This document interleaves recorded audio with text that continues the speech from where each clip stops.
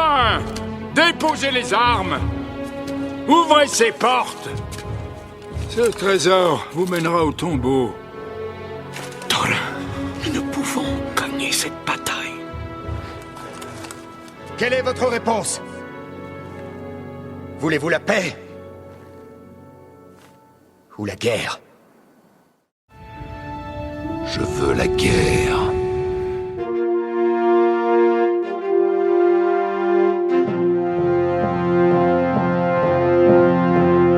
Hello there.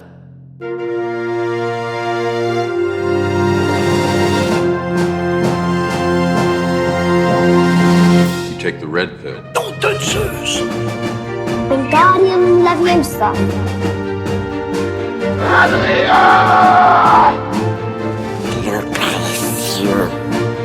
Get away from her, you bitch! What? Too close?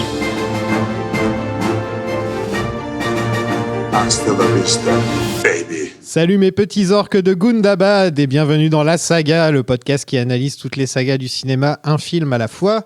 Je suis Sofiane Aïkassi et cette semaine avec mon invité, on va clore la saga Peter Jacksonienne de la Terre du Milieu avec le Hobbit, la bataille des 5 armées. La bataille des 5 armées. Je vais plutôt le faire en français, ce sera mieux. Pour m'accompagner cette semaine, vous pouvez le retrouver du côté d'écran large régulièrement. Bienvenue Mathieu. Salut, merci de m'avoir invité. Quelle est ta saga préférée? Oula, je vais... Carte piège. Je vais répondre Alien pour un peu la construction cinéphile, etc. Mais bon, la grosse saga, la saga pour les dominer toutes, pour reprendre le langage de Tolkien, c'est Godzilla, quoi, bien sûr. C'est Godzilla? Ouais, carrément. Ah, c'est y a cool. tout dans Je Godzilla. crois qu'on m'a jamais dit Godzilla C'est depuis vrai le début. Ouais. Pourtant, c'est un peu ultime, quoi. T'as Godzilla. la satire politique, le côté quasiment divin sur la fin. Il a fait toutes les facettes de la pop culture. C'est passionnant. Godzilla est dans le chapeau, mais par contre, j'ai aucune idée de comment je vais l'aborder. Ouais. Parce qu'il y a combien de films en tout? Ouais, je crois que quand on est version américaine, on arrive à 35 maintenant. Je vais pas faire 35 épisodes sur Godzilla. Ouais, je te comprends. Mais en fait, j'aimerais bien prendre un peu de chaque époque. Peut-être faire 2 films par épisode et faire chaque époque. Les périodes sont très, très reconnaissables, surtout les 2 premières. Donc là-dessus, c'est... Ouais, mais c'est vrai que c'est une grosse question que je me pose souvent. C'est je me réveille pendant la nuit comme ça. Mais comment je vais faire Godzilla? C'est vraiment la pire saga au niveau du nombre de films. Je pense qu'il n'y a pas autant de sagas. Il y a... Sinon, ensuite, c'est James Bond et Marvel, et c'est encore plus en bas. Satoshi. Qui est peut-être encore plus compliqué parce que pour le coup, c'est vraiment un copier-coller du même film régulièrement. Tout le temps. Ouais. Voilà. C'est quoi le Seigneur des Anneaux pour toi? Alors, je vais pas me mettre dans le club de Before It Was Cool. D'ailleurs, je suis assez jeune, donc j'ai découvert Le Seigneur des Anneaux avec la trilogie de Jackson, comme tout le monde. Comme tout le monde. Voilà, j'ai évidemment adoré. Je les ai même pas vus en salle, je les ai vus directement. Mes parents me l'ont montré. Et comme beaucoup de monde, j'ai chopé le virus. J'ai commencé par le Hobbit, je crois, parce qu'on m'avait dit que c'était plus simple à lire, à raison. Et ensuite, j'ai enchaîné Le Seigneur des Anneaux, etc. Alors, j'ai pas encore lu les nouvelles traductions, j'avoue. Ah, donc tu ne sais pas que c'est Sake Bessak? Du coup, j'en ai entendu parler. Sake est devenu Bessak, je crois. Oui, c'est ça, j'en ai entendu parler, mais du coup, je m'en tiens. On en a beaucoup parlé dans les épisodes sur Le Seigneur des Anneaux, parce que j'ai invité littéralement des gens qui font les traductions, donc forcément... non, mais du coup, je comprends tout à fait pourquoi ils ont changé, c'est super intéressant, mais bon, quand on a l'habitude... Quand on a l'habitude... Voilà, c'est plus difficile. Mais oui, voilà, je suis vraiment tombé dedans. Bon, la saga, l'original, je la revois des millions de fois. Et le Hobbit, je pense que c'était un des premiers films que j'ai vraiment attendu comme le Messie dans ma vie, quoi. Bon, après ça, il y a eu Fury Road, mais vraiment, vu que c'était juste un peu avant, il y a vraiment ce truc. Tu sais, il y avait les journaux de production de Peter Jackson, il fait ça sur un peu tous ses films, et je les suivais.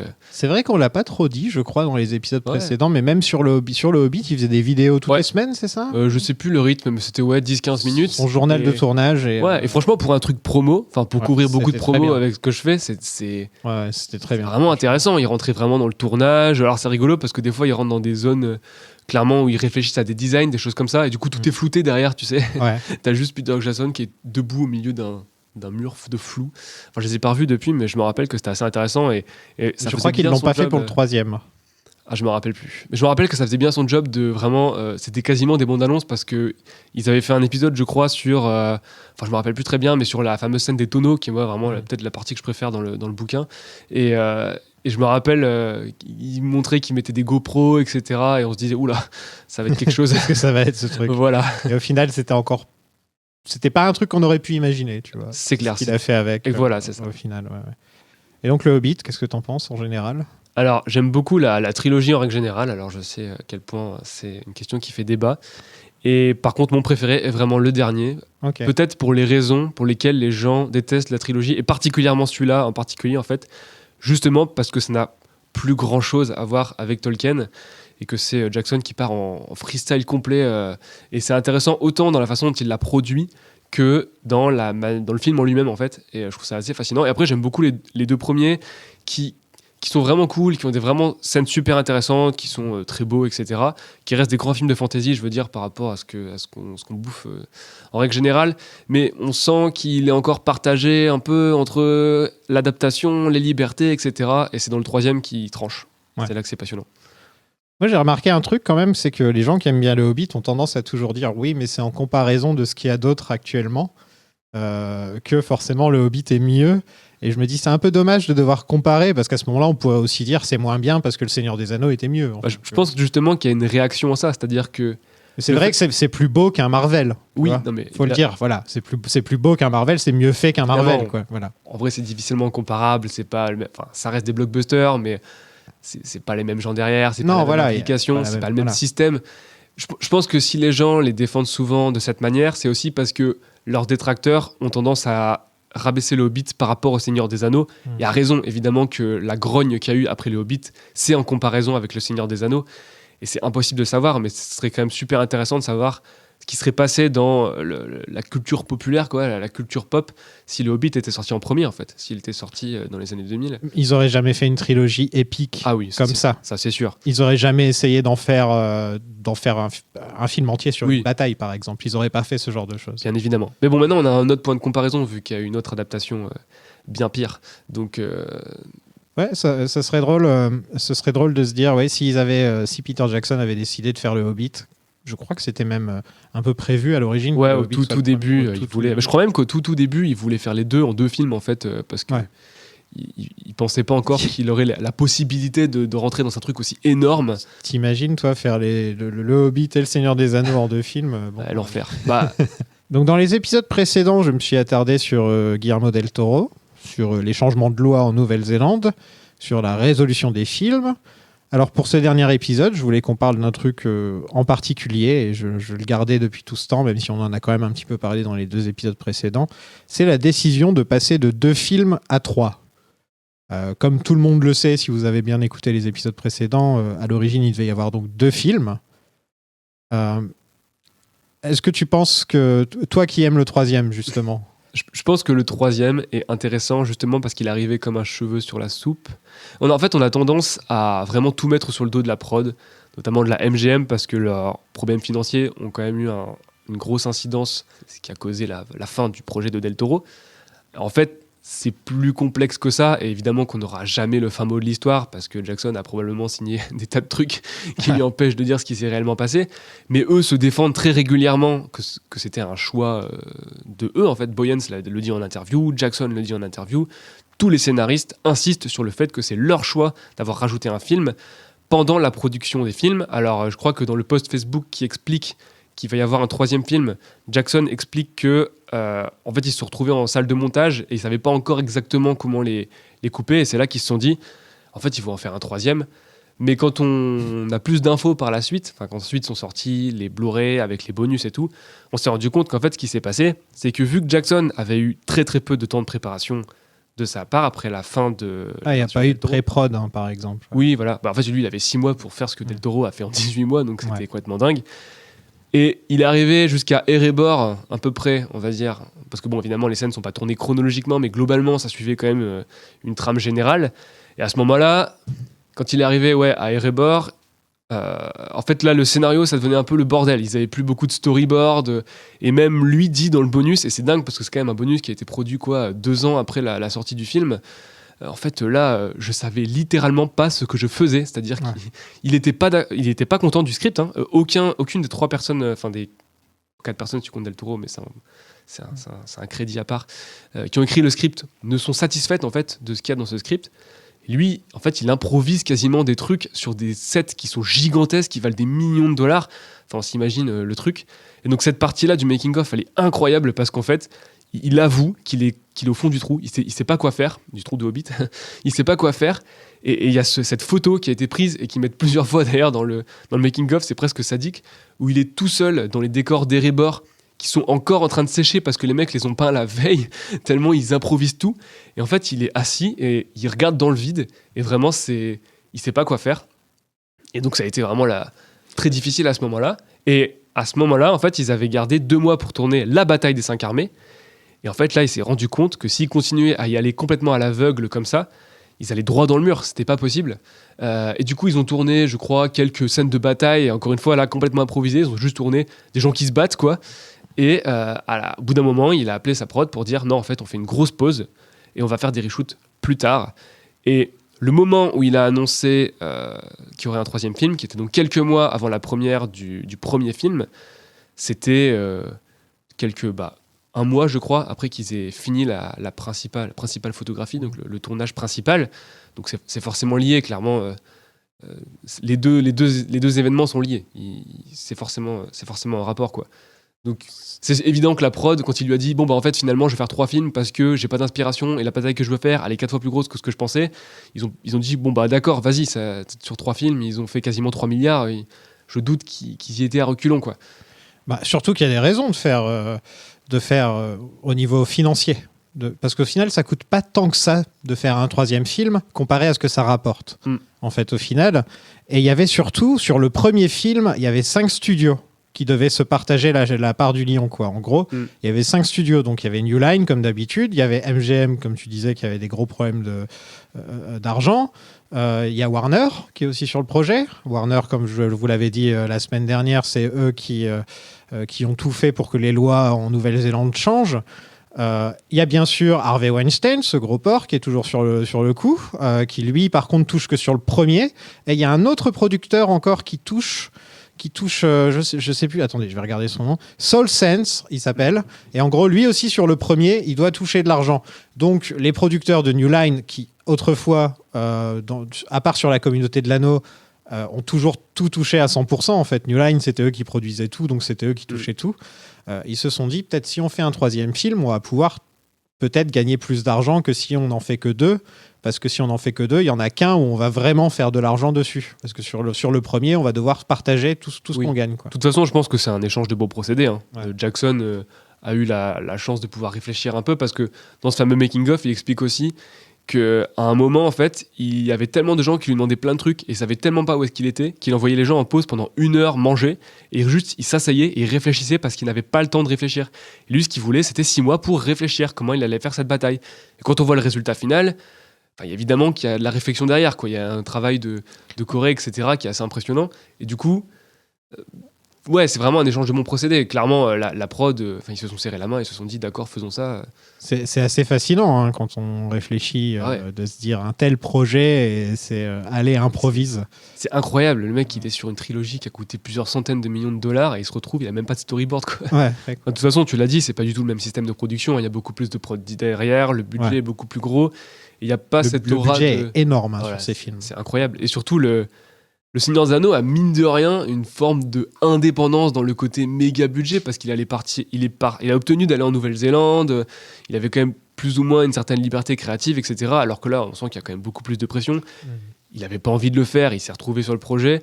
Et Jackson a toujours été un cinéaste qui a besoin d'énormément de préparation. Par exemple, Brain Dead, qu'on considère souvent comme le petit truc de sale gosse, etc.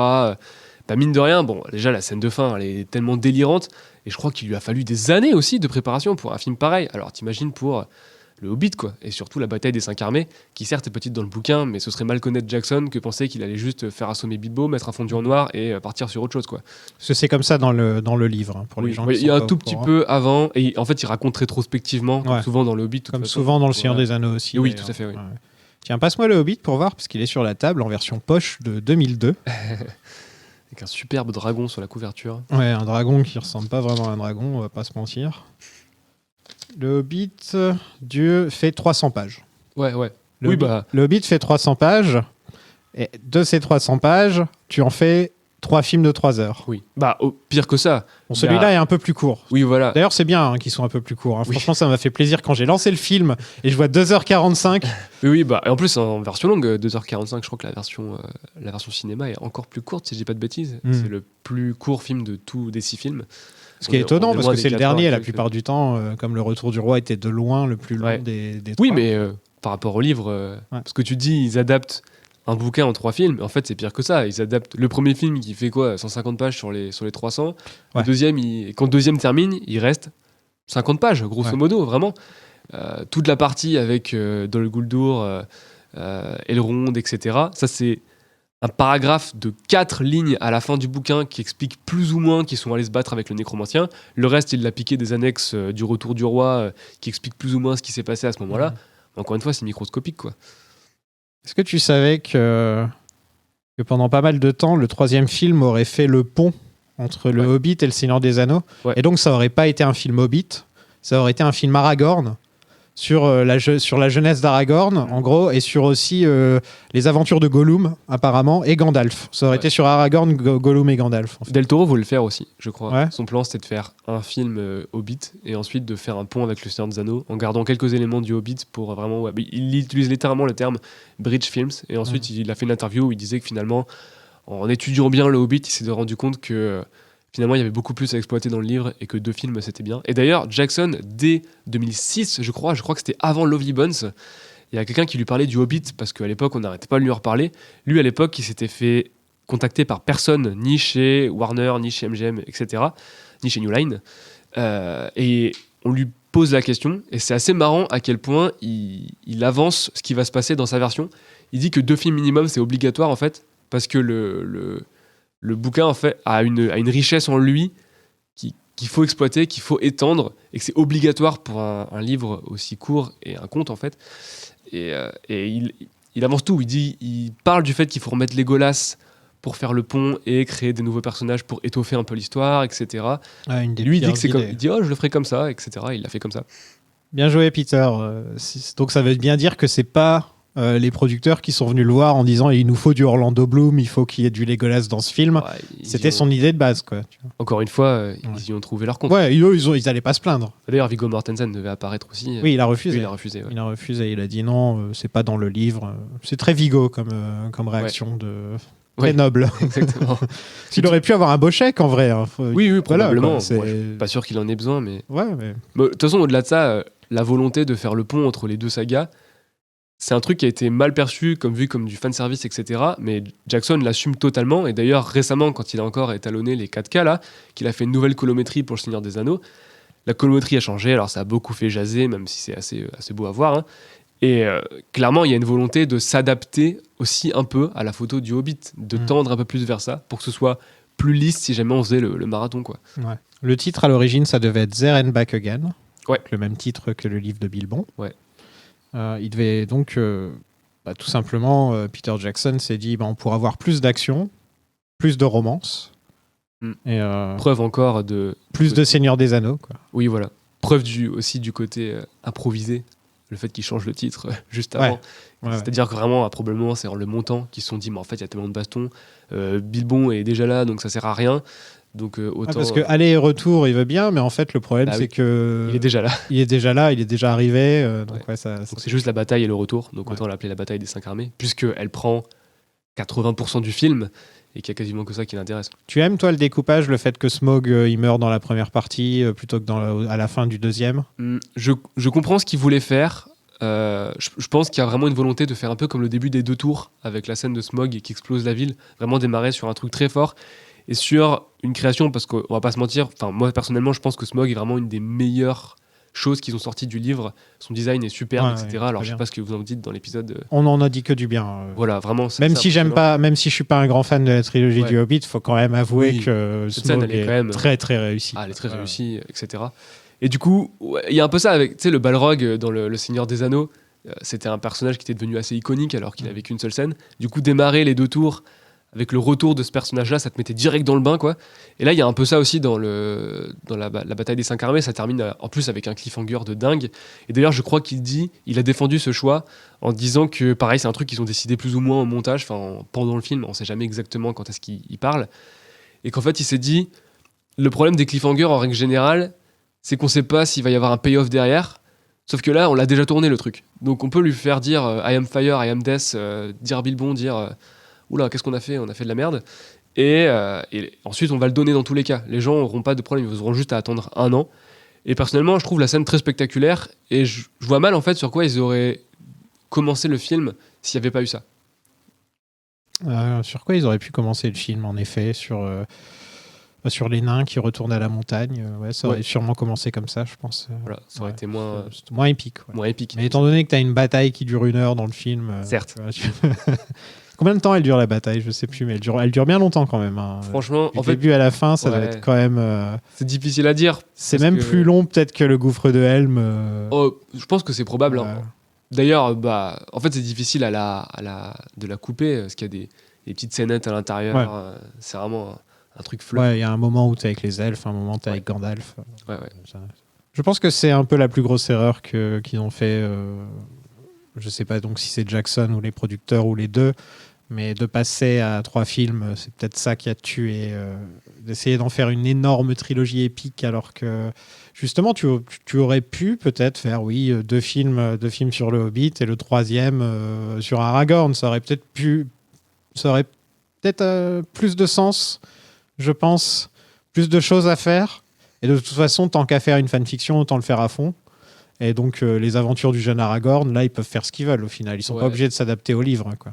Mais tu vois, je pense que ce qui fait que le Hobbit, c'est pas vraiment une fanfiction en soi, c'est qu'une fanfiction, pour moi, c'est tu prends des personnages que tu aimes, et c'est tout à fait noble, hein, comme Non, je disais pas que le Hobbit était une fanfiction, je disais que si tout ce que tu as ajouté dans le Hobbit, par exemple Toriel, ça fait très personnage de fanfiction, Toriel. Oui, tout à fait, oui.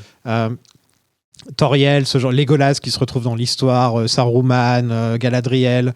À ce moment-là, fais un film à part où tu fais vraiment tout que de l'inventer. Tout est inventé par toi, plutôt que d'essayer de te tenir au livre, en fait. Quoi. C'est ça que pour le coup, là, on n'est pas loin quand même. On a Rings of Power qui est là aussi pour ça. Oui, voilà, c'est encore plus extrême.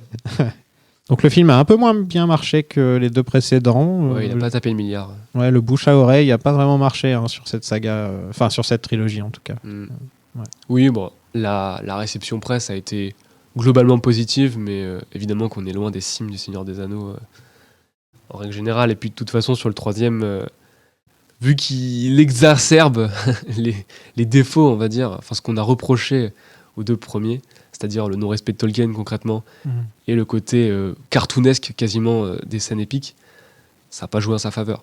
Là, Tolkien, il est déterré, il fait des saltos, là, Tolkien. Tout à fait. Je pense que c'est vraiment assumé. Hein. Là où autant la trilogie originale, on pouvait dire, quand même dans les thèmes, les choix qu'ils ont fait, Tom Bombadil, etc. On pouvait dire, oui, on comprend pourquoi il a coupé certaines choses, pourquoi il a changé certaines choses, pourquoi Arwen est plus souvent dans le récit, des choses comme ça. Alors que quand tu regardes le Hobbit, tu comprends que tout est vraiment fait pour que ça dure plus longtemps. De toute façon, la grande différence, c'est que dans tout Seigneur est pour des Anneaux, étirer. Ils ont coupé des trucs, alors que dans le Hobbit, ils en ont rajouté. Et forcément, tu réagis beaucoup plus mal à un truc qui a été rajouté par quelqu'un d'autre. Il y a vraiment un côté intrusion dans l'œuvre de Tolkien, en fait, qui n'est pas passé. Et je comprends moi aussi le personnage de Toriel. Je trouve que... Je comprends l'intention qu'il y a derrière, il le dit. Il n'y avait pas de femme dans. Oui, voilà, c'est ça. C'est un personnage. Il dit littéralement un personnage auquel les enfants de 8 ans, les gamines de 8 ans pourront s'identifier, pourront dire elle aussi, elle déglingue de l'orque. Et c'est très noble comme intention. Mais bon, c'est sûr. La mettre dans un triangle amoureux, je ne sais pas si c'est le truc le plus intéressant au monde, quoi. Je pense qu'il voulait étendre un peu l'univers qu'il y a autour du roi des elfes, qui est nommé uniquement en tant que roi des elfes dans le bouquin. Il n'y a pas grand chose de plus sur lui, d'où l'ajout de Legolas et Toriel. C'est moi où il y a beaucoup moins de bonus sur le 3e film. Il y a quand même il y a un Blu-ray en moins. Oui, c'est vrai. Il y a un Blu-ray en moins. Mais il y a toujours le gros. Et même les menus sont beaucoup moins soignés. On dirait qu'ils en avaient un peu marre.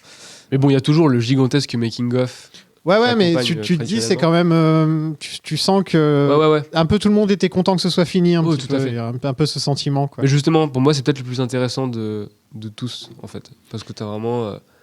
Il montre vraiment les moments où il est au fond du trou, il montre les acteurs être fatigués, il montre Ian McKellen à la fin, qui en a un peu marre. C'est le revers de la qui est pièce content de du partir. making-of du Seigneur des Anneaux. en fait, Voilà. quoi. Ouais. Puis bon, il y a un truc très touchant après dans ce dernier making-of, qui est la fin où tu les vois tous se dire au revoir parce qu'ils ont tous bossé ensemble sur 2 sagas gigantesques. Et en vrai, ça les touche et c'est très compréhensible. Sur 13 ans, 13-14 ans, Ouais. ils ont dû bosser ensemble. Oui. Bon, la séquence où Gandalf fait sa dernière prise, elle est. Je trouve que cette séquence dans le making-of est plus triste que tout le film, en fait. C'est terrible. Comme parce celle que- d'Elijah Wood dans Le Retour du Roi, Ouais. qui était aussi Ouais, très touchante. Vraiment, il est là, il fait la séquence de la fin où il parle pas, là. On va peut-être en reparler parce qu'elle est très belle, je trouve, cette séquence.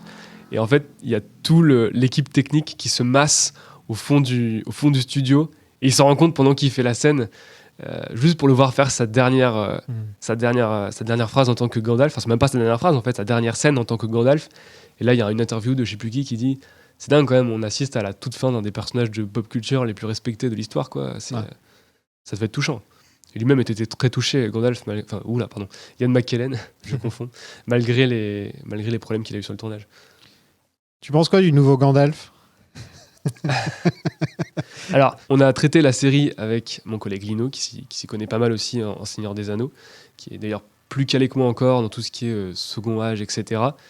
Et lui, il a une théorie, c'est que c'est pas vraiment Gandalf et que la série, de toute façon, elle fait tellement n'importe quoi qu'à la fin, il va y avoir un twist qui nous explique que il dit qu'il va s'appeler Glanduf et que ça va être encore un personnage inventé n'importe comment et que c'est encore du faux fanservice. Bon. Glandaft. Ouais, voilà. Moi, je crois pas tout ça. Je pense que ça cristallise tout le problème de la Non, série. c'est vrai que je me suis jamais posé, mais la question, je me suis jamais dit qu'est-ce que je pense de Gandalf par rapport à celui d'Ian McKellen, parce que Ian McKellen met tellement dans une dimension à part que j'ai même pas l'impression que c'est le même personnage ou quoi que ce soit. Tu vois, j'ai pas- Après, pour être honnête, je déteste ce qu'ils ont fait du personnage, mais je trouve que le comédien qu'ils ont engagé, Ouais, il est pour bien. ce qu'il a joué, franchement, il est bien. Il est bien, non, c'est pas un problème de comédien. Je veux Ouais. dire, c'est plus un problème du fait qu'on est. Enfin, c'est Non, très mais difficile. La fin du dernier épisode. Il y a c'est des pas rôles possible. comme ça. Pour revenir à Marvel, par exemple, je vois mal quelqu'un reprendre le rôle de Tony Stark. Tu vois ? Ouais. Parce que il a été marqué par un acteur. Pareil pour Jack Sparrow. Jack Sparrow, il sera joué que par un acteur. Enfin, je pense, à part si un jour ils font la jeunesse de Jack Sparrow ou un truc dans le genre. Il y a des rôles comme ça où Luke Skywalker, par exemple, tu vois, il y a des rôles comme ça où tu ne peux pas. Tu peux imaginer qu'un seul acteur, et Ian McKellen, il rentre complètement dans cette Ouais. De catégorie. toute façon, je pense que l'histoire de la météorite, c'est aussi une façon de faire accepter ça. Mm. Bon, au-delà du fait de faire accepter qu'il y ait Gandalf à une époque où il n'est pas du tout censé être là, il y a aussi le fait de faire accepter que ce ne sera pas Ian McKellen. Et du coup, on construit toute la série autour de la révélation de son identité, ce qui pour moi est un enjeu narratif terrible, quoi. Bon, c'est la dernière fois qu'on parle de Rings of Ouais. Power, c'est promis. Bon, ça a quand même fait, le Hobbit 3, ça a quand même fait 960 millions. Oui, Je veux dire, on va pas pleurer non non, plus. non, Tu ouais, vois, c'est c'est ça. quand même des gros succès, c'est presque 1 milliard à chaque fois. Il y a quand même peu de sagas dans l'histoire du cinéma qui peuvent se targuer d'avoir fait pratiquement 3 milliards Ouais. toutes seules. C'est dingue. Ouais, en 3 films. Ouais.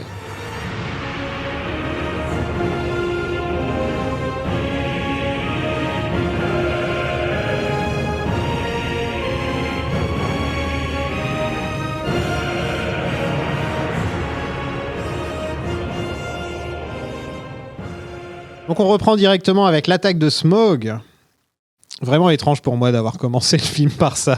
Là, je peux Parce comprendre. Smaug, c'est vraiment le personnage que tout le monde avait un peu adoré, quoi. Tu vois, c'est un peu la star du film précédent, on va pas se mentir, quoi. Tout le monde était là, Cumberbatch et tout. Enfin, on était tous vraiment... on attendait de voir ce qu'il allait faire. Et là, il se transforme un peu en bête sauvage.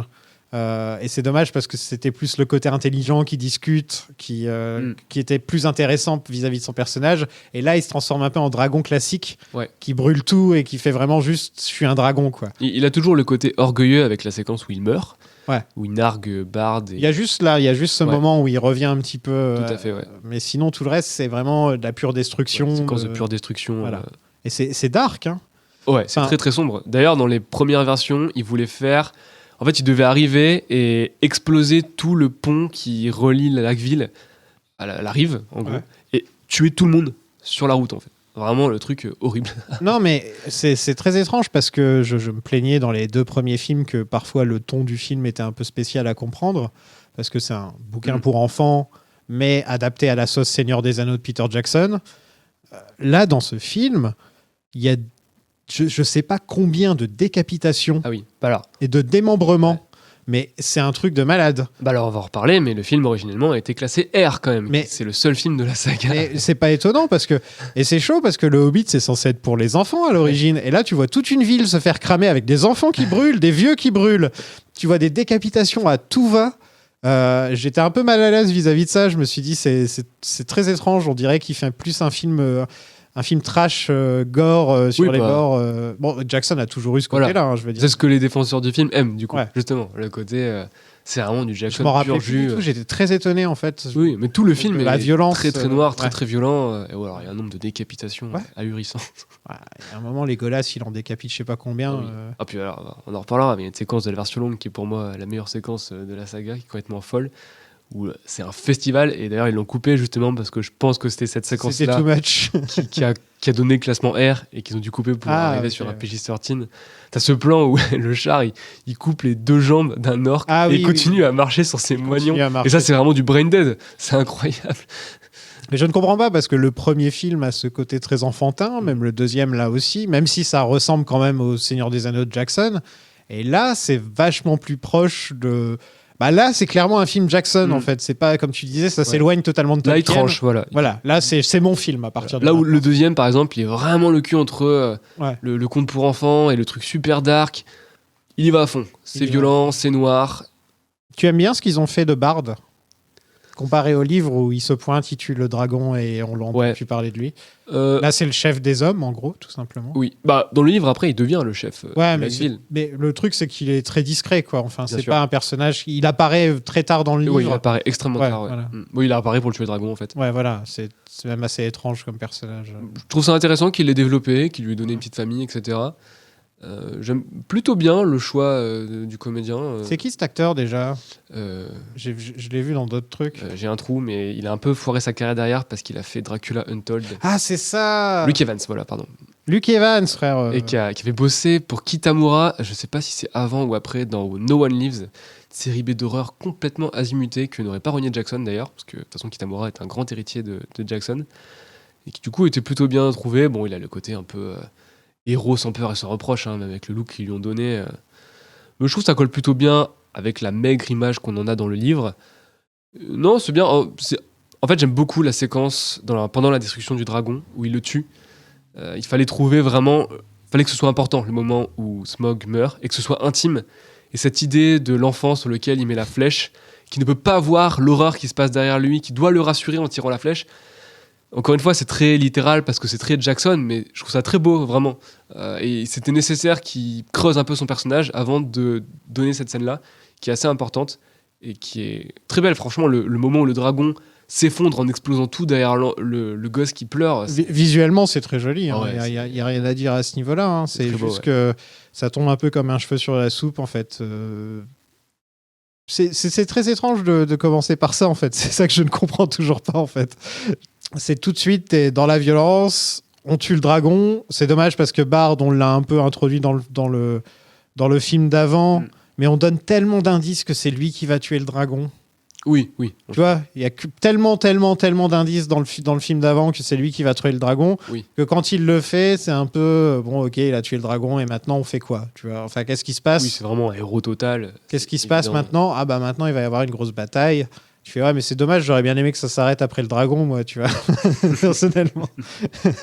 et non, oui, le côté où il aide son fils, enfin c'est l'épaule de son fils qui l'aide à viser. C'est vrai que c'est une bonne idée. Ouais. Ouais, c'est assez beau. C'est original. C'est assez touchant. Je trouve que ça fonctionne très bien. C'est Ça, très jacksonien. c'est pour pas le dans le livre. Hein, ouais, ouais. Non, pas du Faut tout. préciser, c'est pas dans le livre. Évidemment. De même que les flèches noires, etc. Là, c'est. Il n'y a pas une flèche noire spéciale pour. Dans... Je dois avouer que j'ai un doute. Je me crois rappelle que dans le livre, il y a une flèche noire. C'est pas des grandes flèches, c'est des Dans vraies tous les cas, flèches ça a pas normales. une aussi grosse Non, importance. c'est pas un harpon, quoi, tu vois. C'est pas ce truc que John Ho explique avoir passé un temps incroyable à designer un nombre de pointes de lance complètement dingue avant qu'il trouve celle-ci, avec le côté complètement aérodynamique et ce plan. Encore une fois, c'est super jacksonien qui suit la flèche jusqu'au cœur du dragon. Je trouve ça assez canon, personnellement, visuellement, ça dépote. C'est juste dommage qu'on perde peut-être le personnage le plus intéressant de la trilogie. Quoi. Oui, mais tu vois, je pense que c'est aussi pour ça qu'ils l'ont gardé au début de la bataille des 5 armées, ne serait-ce que sur un levier marketing. Tout le monde avait envie de revoir Smaug. Ouais. Tout le monde avait envie de voir sa mort au début du premier film.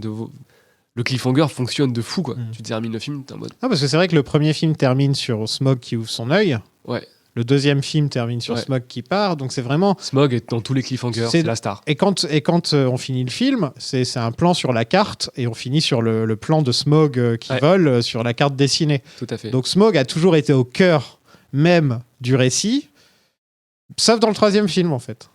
Absolument. Voilà. Donc ça y est, le Hobbit c'est fini. Hein, ils ont tué le dragon, donc ils peuvent maintenant rentrer chez eux. Après, dans le livre, la partie sur les taurines, l'or, etc., reste quand même assez développée. Ouais. C'est ce qui fait l'originalité aussi du livre, enfin du truc pour enfants, c'est que en temps normal, il se serait arrêté après la mort du dragon, voilà, il a battu le dragon, etc. Ouais. Et là, il y a toute une partie derrière, et là, pour le coup, on est en plein dans les thématiques de Tolkien qui va beaucoup développer par la suite, du matérialisme, ce que ça fait aux gens, et finalement, l'or qui change tellement de propriétaire.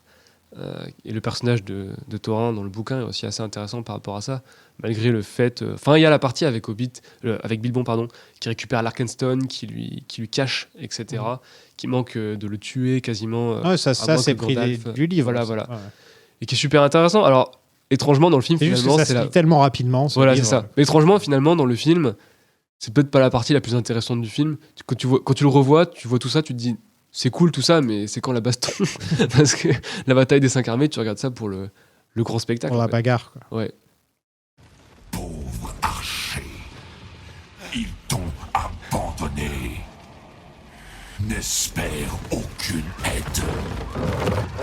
Est-ce ton enfant? Tu ne pourras le protéger du feu. Il va brûler. Les nains retournent à Erebor, par la grande porte cette fois. Mais Thorin est déjà en train de perdre la boule.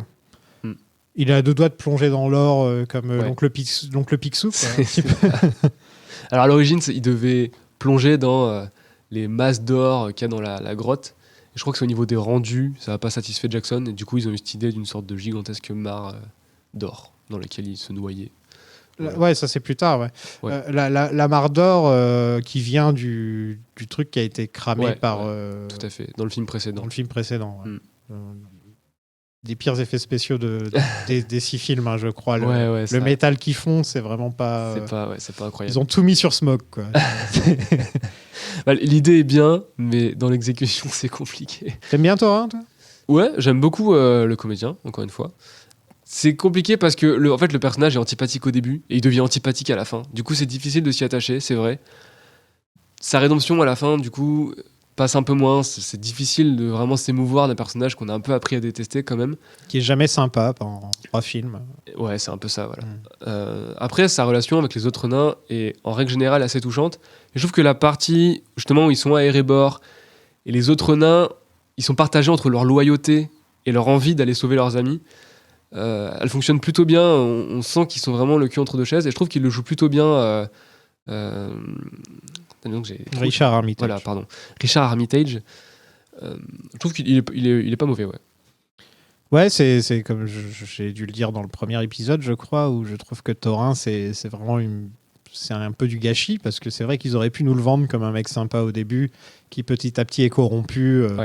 Que ça lui monte à la tête et qu'il pense qu'à l'Arkenstone, il pense qu'à son or, ces choses-là. Mais on le voit tellement venir, en fait. C'est un peu comme Bard, on sait qu'il va tuer le dragon. Bah là, on le voit venir. De toute façon, on sait que le moment où Thorin va rentrer dans la montagne, tu sais très bien qu'il va être complètement accro à l'or, quoi. Ouais. Et ça, c'est peut-être le gros problème aussi d'avoir 3 films. En 2 films, ce serait beaucoup mieux passé, je pense. Ce serait un peu plus passé comme une lettre à la poste parce que, en fait, le fait d'étirer à fond le récit, ça fait qu'il y a plein de scènes où on va se poser et essayer d'étudier un petit peu le personnage, qui est une bonne chose. Mais en faisant ça, ça nous fait trop de clins d'œil sur le fait que plus tard, il va mal tourner, en fait. Je sais pas si j'explique bien ce que je suis en train de dire. Non, mais je vois ce que tu veux dire. Oui, après, s'ils avaient passé moins de temps sur la bataille, ils auraient pu passer plus de temps sur cette genre d'avarice qui l'atteint au fur et à mesure. Ça aurait peut-être été plus intéressant aussi. Après, je trouve pas que ce soit si mal fait. Ils auraient pu plus mal s'en sortir. J'aime beaucoup l'idée, et ça a été pas mal critiqué, mais j'aime beaucoup l'idée que il se fait son propre psy. Il a pas besoin de quelqu'un pour l'expliquer. Alors bien sûr, tous les nains viennent lui dire, etc. Mais le moment vraiment où il comprend qu'il est en train de perdre la boule, c'est une introspection sur lui-même. Et en fait, on comprend que c'est son aventure qu'il a eue avant, pas seulement les discussions qu'il vient d'avoir avec les nains, mais sa rencontre avec Bilbon. Il y a la partie avec le gland qui résume un peu ça. Sa rencontre avec Bilbon et la fraternité qu'il a vraiment avec les autres nains, qui lui fait prendre conscience qu'il est en train de perdre la boule. Mais même ça, ce sentiment de grande amitié entre Thorin et Bilbon, je le ressens pas forcément en regardant les 3 films. Parce que pendant tout le premier film, il est odieux avec Bilbon. Il y a une seule scène où il dit « Oh, en fait, t'es pas si mal ». Après, on passe à autre chose. Ensuite, Thorin, ça devient un gros connard. Et donc, t'as pas vraiment ce sentiment que... Tu vois, quand on monte la communauté de l'anneau, quand Frodon est dans son lit et qu'ils débarquent tous, ok, la scène, elle est un peu gnangnan sur les bords, mais t'as envie de pleurer, quoi. Tu vois, tu sais, ils se retrouvent enfin après cette grande aventure... Enfin, les liens de la communauté, ils sont toujours là. J'ai pas ce sentiment-là. J'ai limite Bilbon avec les autres nains plus que Bilbon avec Thorin, quoi. Après, c'est pas facile parce que dans le livre, ils sont pas super sympas avec Bilbon non plus. Ouais. En fait, à chaque fois, ils les sauvent. Ils font « Oh là là, t'es vraiment un héros ». Limite, ils se prosternent devant lui. Et après, il leur redit de faire quelque chose et ils sont pas d'accord et ils disent « Maudit Hobbit ». Il y a cette partie où ils sont coincés dans le couloir de la porte qu'il y a pas trop dans le film, où ils attendent que Smaug parte en fait vers Lac-Ville, et les nains râlent sur Bilbon parce qu'il a réveillé Smaug en allant chercher la coupe, alors qu'il les a sortis de toutes les galères possibles et inimaginables, et surtout c'est le seul qui a assez de courage pour aller descendre dans la grotte du dragon, aller chercher la coupe. Déjà dans le livre, il y a un côté un peu ingrat dans les nains, mais vu qu'ils sont moins bien caractérisés, ça a toujours été le défi de toute façon des films, vu qu'ils sont moins bien caractérisés, ça passe un peu mieux. Ouais, mais je sais pas si, par exemple, le film se termine avec « c'est mon ami ». Tu vois, quoi. Ouais. C'est le truc qu'il n'ose pas s'avouer, et à la fin, il le dit enfin, c'est mon ami.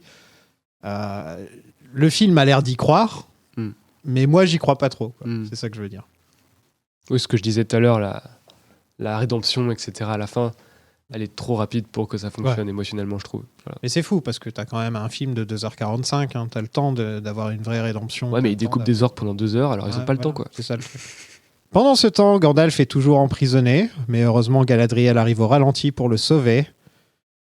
J'ai bien aimé le petit plan sur les 2 anneaux.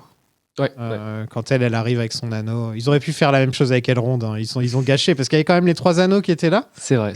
Et ils ont même pas pensé à se dire viens, on fait la même avec Elrond. Après, je pense que la scène a été difficile à conceptualiser, étant donné que notamment Christopher Lee était à Pinewood pour faire ses propres scènes et qu'ils ont dû l'incruster dedans avec sa doublure, etc. Il fait du kendo. Ouais. Voilà. Et donc la scène, je pense que la scène n'a pas été facile à développer. Non, et ça se voit. Hein. Il y a un petit côté... mais après, de toute façon, c'est peut-être voulu aussi qu'il y ait un petit côté hors de ce monde dans ce genre de scène. Mais on a cette impression que tous les acteurs sont devant des écrans verts. Et, oui, tout à fait. Voilà. Oh, le rendu des Nazgûl dans cette séquence, c'est à la fois très audacieux et un peu étrange dans un film des années 2010 de voir ce genre de transparence descendre. Ouais, c'est fait Casper un peu. Un peu, ouais. Après, il y a des bonnes idées... Dans quand il se tabasse, il y a des genres d'éclairs. Le fait qu'il tombe de la falaise et qu'il remonte aussi vite, c'est assez intéressant. Alors, ça me fait penser un petit peu à Harry Potter ou à ce genre de truc. Quoi, tu vois. C'est très contemporain de toute façon comme approche de ce combat. Ouais. Toi, personnellement, qui aimes bien le livre, ça te fait plaisir de voir les aventures de Gandalf? Parce que dans les livres, on voit pas les aventures de Gandalf. Ouais. Gandalf raconte un petit peu ce qui s'est passé une fois qu'on le revoit. Mais... Oui, il y a un paragraphe de 4 lignes qui s'est battu contre le nécromancien. Ouais, ou qu'il a vu Radagast, ou des trucs comme ça, quoi. Tu vois, ils te disent rapidement... Très vite. De toute façon, Radagast, ce personnage qui existe à peine dans les livres, donc, qui l'ont développé. Ça va. En fait, j'aime bien ce qu'ils ont fait de Dol Guldur. Je trouve l'endroit assez canon, dans le côté mal, etc. la façon dont ils introduisent Sauron est très lourde. On comprend très vite, évidemment, que c'est Sauron. L'œil et tout. Voilà, c'est ça. Alors après, il y a un côté quasiment expérimental quand ils le révèlent, qui est assez amusant. Alors je crois que c'est Screen Junkies, ils font Honest Trailer et qui se moquent des films. Et à un moment, ils disent que ça ressemble à un gif, en fait. Ils ont pas tort du tout. On dit vraiment un gif d'un œil qui aurait été produit pour, je sais pas, une page Facebook. C'est assez marrant. Mais je trouve ça... Non, je trouve ça assez amusant. Ça a adapté des annexes. En soi, il l'a déjà fait avec Le Seigneur des Anneaux. Je trouve pas que ce soit une hérésie complètement. La baston est pas trop mal. Le retour de Saruman est... Bon, c'est un peu compliqué. Il fallait qu'il soit là. Je pense que Christopher Lee était quand même content de pouvoir retrouver le personnage qu'il aime bien. Christopher Lee a dit, en plus c'était vraiment pas longtemps avant qu'il meure, si je ne me trompe pas, il a dit qu'il était content de montrer Saruman avant qu'il soit influencé par Sauron. Ouais. Alors c'est marrant qu'il dise ça, parce que encore dans le 3e ça va, mais dans le 2e quand tu le vois, c'est tellement appuyé qu'il va trahir. C'est lui le méchant. Ouais, voilà. Je crois qu'il y a une scène dans le conseil... Il dit non à tout ce qu'on lui dit, quoi. Il y a une scène dans le conseil qui me fait beaucoup rire à chaque fois que je le vois dans le 2, alors je sais pas si vous en avez parlé, où en fait Galadriel et Gandalf parlent avec leur genre de télépathie là, et lui il parle tout seul. Vraiment il l'humilie. Et à la fin il y a le moment où il dit Leave Sauron to me. Mais alors après dans les annexes, il y a un genre d'astérix au moment, dans le Retour du Roi, dans les annexes du Retour du Roi, il y a une astérix au moment où il parle de cette séquence. Alors c'est très schématique parce que c'est par année, etc. Et on peut lire Sauron convoitait déjà l'anneau, donc à ce moment-là il est déjà a priori intéressé par le pouvoir de l'anneau. Ouais, en fait, c'est ce que je trouve un peu... En fait, je vais être honnête avec toi, je vais te dire tout de suite, ces scènes n'ont rien à foutre dans ce film, en fait. De mon point de vue, je veux dire, je veux pas énerver les gens, mais Galadriel, Saruman, Elrond encore, bon, à l'origine il est dans le livre, donc je vais pas non plus le virer, mais tout ce qui tourne autour de Radagast, tout ce qui tourne autour de Sauron... c'est des choses qu'on n'a pas besoin de voir, en fait, qui n'ont rien à voir avec Le Hobbit, en fait. Ouais. Quand tu réfléchis, le titre du film, c'est Le Hobbit. Faut pas oublier, quoi, quand même. C'est censé être centré sur lui. Il y a trop de distractions dans ces films, en fait. Trop de moments où tu oublies Le Hobbit. Alors qu'entre nous, Martin Freeman, c'est très certainement la meilleure chose qui soit sortie de cette trilogie, c'est Bilbon. Bilbon est excellent. Oui. C'est un très bon personnage. Oui, il est excellent. Dès qu'il est dans toutes les scènes dans lesquelles il est très bien, tu vois. Mais on se retrouve avec Christopher Lee qui fait des moulinets avec son bâton.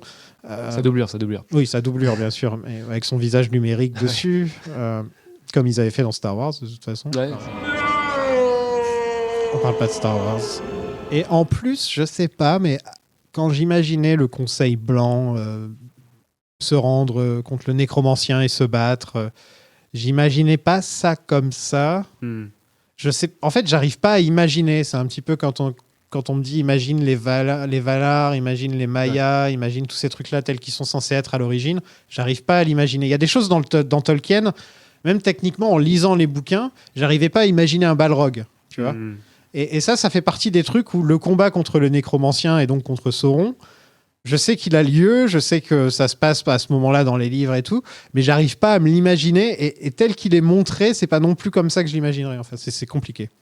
Non, je comprends. De toute façon, ça a été un grand reproche aussi qu'on a fait. Ça fait partie des grands écarts. C'est vrai que si c'était recentré sur... Encore une fois, là, ça aurait fait 2 films. C'est-à-dire que lui, il s'est aussi justifié de faire 3 films en disant que du coup, il allait traiter les annexes, donc cette partie qui l'intéressait grandement, évidemment. Mais il se passe rien de spécial quand tu réfléchis. Ils savent juste que Sauron est de retour, mais c'est un truc qu'on est déjà au courant. Il se passe rien qu'on ne sache pas déjà. Ouais. Il y a rien de spécial, d'intéressant. Non, on sait juste que Sauron est de retour, les 9 sont de retour, et il va sûrement chercher l'anneau. Tu regardes le début de la communauté de l'anneau, t'as pas besoin de plus. Tout ce dont t'as besoin est déjà dans le début de la communauté de l'anneau, en fait. Et pour le coup, ils auraient pu commencer là-dessus, parce que c'est quand même assez spectaculaire, donc il y avait un côté départ en bang. S'ils avaient retiré la partie avec Smaug, ils auraient pu commencer avec ça. Ils auraient pu commencer là-dessus. Ouais. Ça aurait été un truc encore plus décalé de l'histoire. Mais ça aurait été étonnant. En plus, il dégage Sauron et après, c'est au revoir, quoi. On le revoit plus. Il y a quand même Galadriel qui soulève Gandalf. Ouais. C'est quoi cette tension amoureuse, romantique entre les deux? Moi, je vois pas ça comme une tension romantique, il y a une forme d'amitié, quoi, entre deux. Ouais, mais il y a quand même un petit côté ambigu, partez avec moi, madame, s'il vous plaît, partez avec moi. Ça se voit plus dans le second où elle lui retire sa mèche sur le... Ouais. Et là, il y a une tension... Non, c'est bizarre, elle est mariée déjà. C'est vrai. Non, mais c'est vrai. Et puis lui, c'est un Istari. Il a pas besoin de ce genre de choses, normalement, enfin... De toute façon, la façon dont il traite les Istari, je trouve dans le Hobbit, la façon dont il traite Radagast notamment, Saruman qui le dégage comme un malpropre. Alors certes, dans les livres, il est censé Il l'aime être pas, un peu hein. exilé, etc. Mais bon, quand même, quoi. Tu t'imagines pas trop qu'il le respecte. Plus. Radagast, Voilà. en fait, c'est quand on me décrivait Radagast, là j'ai l'impression de voir une caricature de la description de Radagast. En fait. C'est le hippie, quoi. Ouais, il a de la merde dans les cheveux, il est un peu concon, il s'intéresse qu'aux animaux. Encore, si c'était un. Tu pourrais avoir un personnage plus. Quand même un petit peu plus majestueux, quoi, je pense, que plutôt un ressort comique au final dans les films Radagast. Ouais, tout à fait.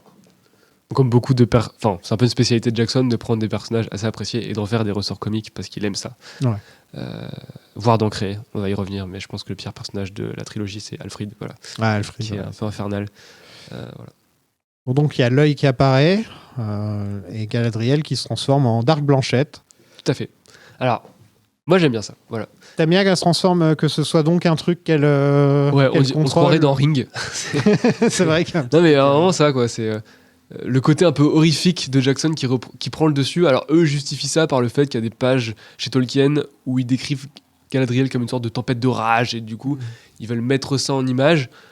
Et c'est une version un peu améliorée de ce qu'il y avait déjà dans la communauté de l'anneau quand elle s'énerve contre. Enfin, elle s'énerve. Là, c'est un peu plus vert. Voilà, et surtout plus mouillée. Ouais, elle est toute trempée. Ils lui ont fait un costume entier avec les cheveux mouillés, etc. Ouais, il y a vraiment un côté Ring dans le côté cinéma d'horreur qui, je trouve, fonctionne pas mal. En fait, ça aurait marché avec peu d'actrices, je trouve. Kate Blanchett arrive à rendre ça pas ridicule. Malgré le plan débulé en travelling arrière, qui est vraiment, bon, c'est du Jackson, hein, mais c'est quand même assez caricatural. Ça marche pas trop mal. Voilà.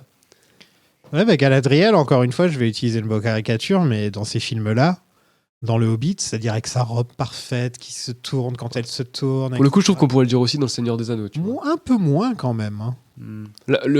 L'ajout de elle parle dans la tête des gens, Ouais, ça. c'est vraiment. Ça, j'en ai les déjà elfes parlé dans les télépathes, épisodes J'en ai déjà parlé dans les épisodes Et précédents. dans le Hobbit, là, pour le coup, ils en abusent et c'est n'importe quoi. C'est ridicule. Mais d'ailleurs, dans cette partie, parce que Cumberbatch joue aussi le nécromancien, et un truc qui est assez amusant, qui fait aussi un peu penser à Ring, mais alors vraiment de façon très, très loin, qui est le fait qu'au début, il devait juste dire le black speech. Alors, il avait une conseillère en dialecte qui lui expliquait comment dire les mots, etc., parce que c'est très particulier.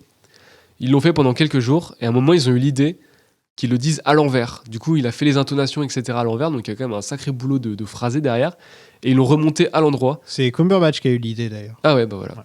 Et je trouve que ça fonctionne pas trop mal, encore une fois. De toute façon, le travail sur sound design et les voix, surtout celle de Cumberbatch dans la trilogie, est assez impressionnant. Le timbre de Smaug est incroyable avec ses... On le reconnaît pas. hein, ouais. Cumberbatch. Mais il a déjà une voix très grave de base. Et ouais, la séquence dans le making-of où on le voit dire les phrases à l'envers et il le remonte à l'endroit, je trouve ça assez fascinant et c'est une très bonne idée. Vraiment. Ouais, une idée lynchienne, si je peux me permettre. Oui. Bah moi je fais le parallèle avec Ring parce que tu sais, la fameuse séquence elle sort de la télé. Pareil, ils l'ont tourné à l'envers et ils l'ont remonté à l'endroit pour lui donner le côté un peu étrange, surréaliste. C'est dans Twin Peaks où il y a la Black Lodge et dans la Black Lodge, les gens parlent à l'envers, mais en fait, en fait, ils sont enregistrés à l'envers et ensuite c'est repassé à l'endroit. Et je savais pas ça. Ça vient de Twin Peaks. Ouais. Ah, je savais pas.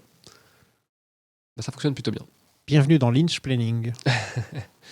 Oui, parce que les gens, si vous savez pas, j'avais un podcast sur David Lynch et Twin Peaks qui s'appelle Lynch Planning et je vous conseille d'aller l'écouter parce que c'est le podcast que j'ai fait qui a le moins d'écoute.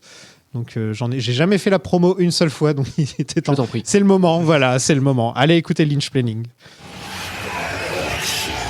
Vous n'avez aucun pouvoir ici, servant de Morgoth.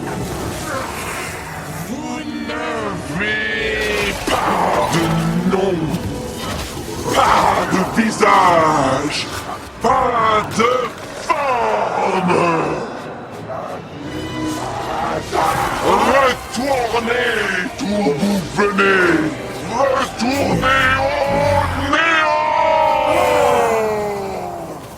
Les elfes débarquent à Dale en nombre. Franduil est sur son gros cerf. Ouais. Ils ont vraiment pas le bon rôle dans ces films, les elfes. Hein. Non, Tranduil est vraiment C'est un peu tête à un gros claque. con. Hein. Voilà, Ouais. on peut le dire. Ouais. Il s'adoucit un peu à la fin, mais c'est un gros con. D'ailleurs, le Lipas ironisait sur le fait que son personnage était assis pendant tout le film. Et c'est pas Ouais, faux. sauf quand ils se Il battent. trône tout le temps. Ouais. Et même, il se bat souvent sur son... Il y a ce plan où il se bat en tournoyant assis sur son cerf. Ouais. Même là, il peut pas descendre, quoi. Il y a que quand son cerf meurt qu'au final il se Ouais, il se c'est ça. lève. Obligé, quoi. Après, c'est pas inintéressant, parce qu'il y a le côté je trône tout le temps, Ouais. qui est assez amusant. D'ailleurs, Lipas qui est habitué aux adaptations foireuses, parce qu'il était dans Fondation, version Apple, qui a aussi fait n'importe quoi avec Asimov. Donc, même s'il a la partie la plus intéressante de l'adaptation, voilà, il est vraiment habitué à on prend le texte et on fait n'importe quoi avec. C'est assez marrant. Non, c'est un bon acteur, hein, lui. Ah, je trouve bien. Bon, après, là, dans ce film-là, il joue le Dans mec ce film, hautain voilà. tout le temps, quoi. Voilà, Donc, c'est tout ce qu'on lui demande. Un peu le problème des elfes dans le Hobbit, c'est ils ont qu'une dimension. Ils ont Ouais. vraiment qu'une dimension. ouais. C'est juste, nous, on est majestueux et on est au-dessus de vous, en fait. C'est vraiment, ils ont tous un peu ce côté-là, à part Toriel. Voilà, j'allais dire, je pense que le personnage de Toriel a aussi été introduit pour apporter un peu de nuance aux elfes. En gros, c'est que Toriel qui est un petit peu comme ça, mais c'est même Etc. pas un personnage original. Enfin, c'est même pas un personnage du livre, je veux dire. Non. Je pense que c'est pour ça qu'ils l'ont rajouté, ouais, du coup. En plus, ils manipulent les gens de Laketown, là. Ouais. Ils partent en guerre pour quoi ? Quelques joyaux, hein, juste un petit coup. Oui, Ah, c'est le cœur de l'océan, ils partent en guerre pour le cœur de l'océan. Quoi. En gros. Ouais. Dans le livre aussi, je crois qu'il convoite un trésor spécial qu'il y a dans la montagne. Mais c'est moins un connard quand même dans le bouquin. Et oui, alors d'ailleurs, bon, il fait peu de suspense sur le fait qu'il va leur mettre à l'envers, hein, parce qu'il débarque avec tous les vivres, etc.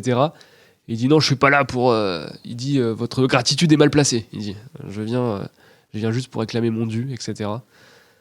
Mais je trouve que ça fait marcher une séquence qu'il y a par la suite, qui est la séquence où les gobelins attaquent et désolé, j'avance un peu, mais je trouve que ça rentre bien en résonance.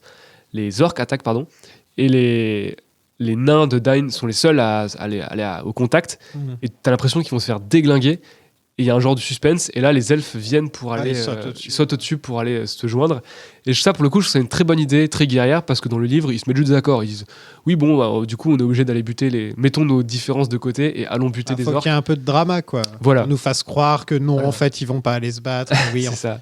Il y a la même chose avec Thorin, hein, je veux Tout dire, à fait. c'est un peu, Ouais. un peu pendant le film, il y a beaucoup de moments où on se dit est-ce qu'ils vont se battre, est-ce qu'ils vont pas se De battre. toute façon, Tranduil et Thorin ont des personnalités plutôt similaires finalement. Ouais.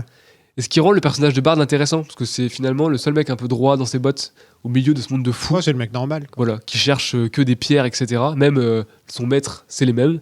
Tout cela, c'est les mêmes personnages en fait. Du coup, ils sont assez unilatéraux, mais ça rend le personnage de Bard intéressant, parce que c'est vraiment l'élu du peuple. Hein. Il parle comme tout le monde. Il y a Bilbon qui reçoit sa cote de Mithril. Ouais. Quand même important. Oui, bon, il fallait le mettre, quoi. Il s'en sert pas une seule fois du film. Non. C'est bizarre de donner une sorte d'objet comme ça.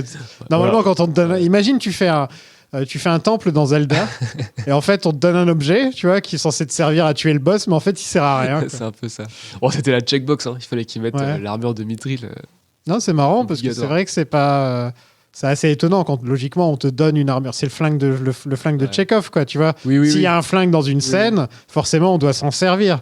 Donc, s'il y a une armure, normalement, il doit y avoir Il y un a pas moment mal où de il faut faux s'en- flingues de Chekhov dans le film, parce que le coup du gland qui montre à Ouais, on Thorin le voit aussi. pas Là. le pose. Alors, ils ont tourné le paiement de ça. En fait, ils le plantent en plein milieu de Dale pour dire finalement, vu que l'espoir, à ce moment où l'espoir est terminé, ils pensent qu'ils vont se faire déglinguer.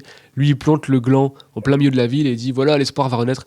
La séquence est dans le making-of, c'est un peu lourdingue. Je trouve que c'est une bonne idée qu'il l'ait enlevé. Ah ouais, c'est bizarre. Mais voilà. Après, bon, la séquence du Mithril, elle permet de montrer la gratitude quand même qu'a Thorin envers Bilbon. C'est une manière d'appuyer leur relation, je pense. Parce que on connaît tous et toutes la valeur du Mithril dans l'univers de Tolkien après qu'on ait vu les films de Jackson. Et donc, on comprend que c'est un don d'une estimable valeur. Ouais. Voilà. Et en plus, c'est un truc qui est quand même assez drôle, c'est que les 3 nains qui meurent, s'ils avaient une cote de Mithril, ils seraient pas morts, parce qu'ils se font transpercer le ventre à chaque fois. Ah oui, bah, et d'ailleurs, s'ils avaient... alors ça, c'est carrément autre chose, parce que pareil, dans le script original, enfin dans la version originale, ils devaient se battre avec les superbes armures que Thorin a à un moment sublime.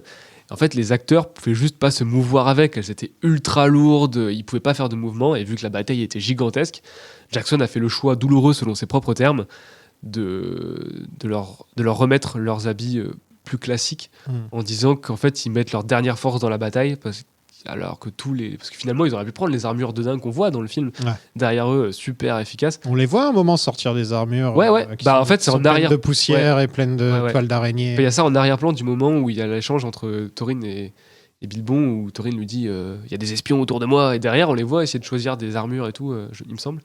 Et finalement, quand ils font la guerre, ils ont des habits un peu moins guerriers que ça.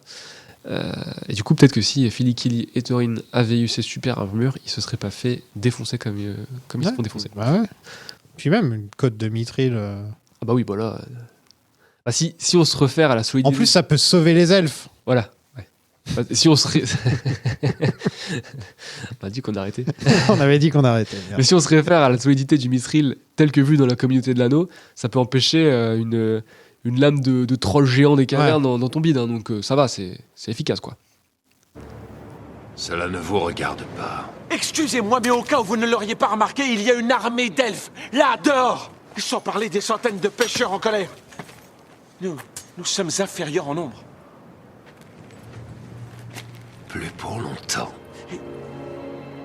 Ce qui veut dire... Ce qui veut dire, maître Saquet, qu'il ne faut jamais sous-estimer les nains. Legolas et Toriel font une quête secondaire à Angmar, c'est ça? Ils sont à Angmar? Ils sont à Dol Guldur. Ouais. Ils sont à Dol Guldur. Non, ils vont à Gundagal. Gundagal. C'est difficile à prononcer. Je vais la refaire. Mais ça ressemble beaucoup à Angmar. Enfin, Moi, je la refais pas à trop. Minas Morgul. Ça ressemble beaucoup à Minas Morgul. Ouais, c'est ça. C'est Ça Minas ressemble à Morgul une autre couleur, quoi. Sur une lumière verte, ouais. Ouais. On apprend que Legolas a perdu sa mère et qu'il s'en remet pas. Est-ce qu'il est au courant que sa mère n'est pas morte? Je ne sais pas. J'ai pas l'impression qu'il est au courant. Il a pas lu le manuel des elfes, je crois. Bon, de toute façon, autour de Legolas, c'est que des... Les elfes, des ils meurent pas. qualités. Ils retournent dans les terres éternelles et ensuite, ils vont vivre leur vie. S'ils veulent retourner en terre du milieu, ils peuvent. Mais les elfes ne meurent jamais. Même à la bataille du gouffre de Helm, quand tu vois tous les elfes morts, ils ne meurent pas, les elfes. Il faut se le Après, dire. Jackson a jamais... Alors, il y a cette séquence, alors je crois que c'est dans les scènes coupées du Retour du Roi, où Gandalf explique à Bilbon qu'après, il y a la Èvre Gris, etc. Le sens de la mort, Tolkien est un peu plus explicité. Ouais. Mais même dans la trilogie originale, pour être honnête, il faut qu'il y ait de la tension. Pareil, quand des enjeux, Arwen quoi. meurt à la fin, tu vois, il y a un côté Arwen va mourir, Ouais. tu sais que Ouais. c'est Voilà. définitif, quoi. Il a un peu réinjecté de la mortalité dans le concept des elfes. Donc je Jackson. pense que oui, dans l'univers de Jackson, Donc la mort, ça reste la mort. voilà, si tu meurs surtout en bataille, tu meurs pour de bon, quoi. Mais on pourrait comprendre que narrativement, ça enlève des enjeux de se dire que tous les personnages risquent finalement de pas mourir, etc. Enfin, Non, mais après, c'est pas pareil, c'est tu respawn, en fait. C'est pas que Oui. tu meurs, mais tu respawn Oui, bien sûr, bien sûr. dans notre continent, tu vois. Évidemment, mais ce que je veux dire, c'est que dans tous les cas, les gens comprendraient que Ouais. ce sera jamais aussi bien Mais développé. c'est vrai que ce ça, c'est un Tolkien truc a que fait, je donc, trouve... pareil dans Rings of Power, je trouve que la mortalité des elfes, il y a un problème vis-à-vis de ça. Par moment, t'as pas l'impression qu'un Legolas, il est jeune encore. Je sais pas quel âge il a, Legolas. Mais t'as pas l'impression que c'est un être éternel. Enfin, je sais pas, j'ai pas cette impression-là.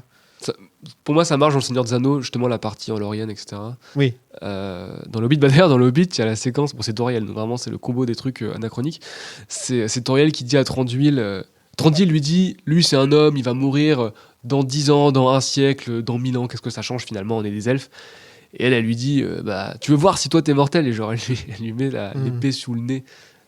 Et lui, il a des armes après. C'est pour ça qu'elle est bannie. Non, elle est bannie avant. Pourquoi elle est bannie?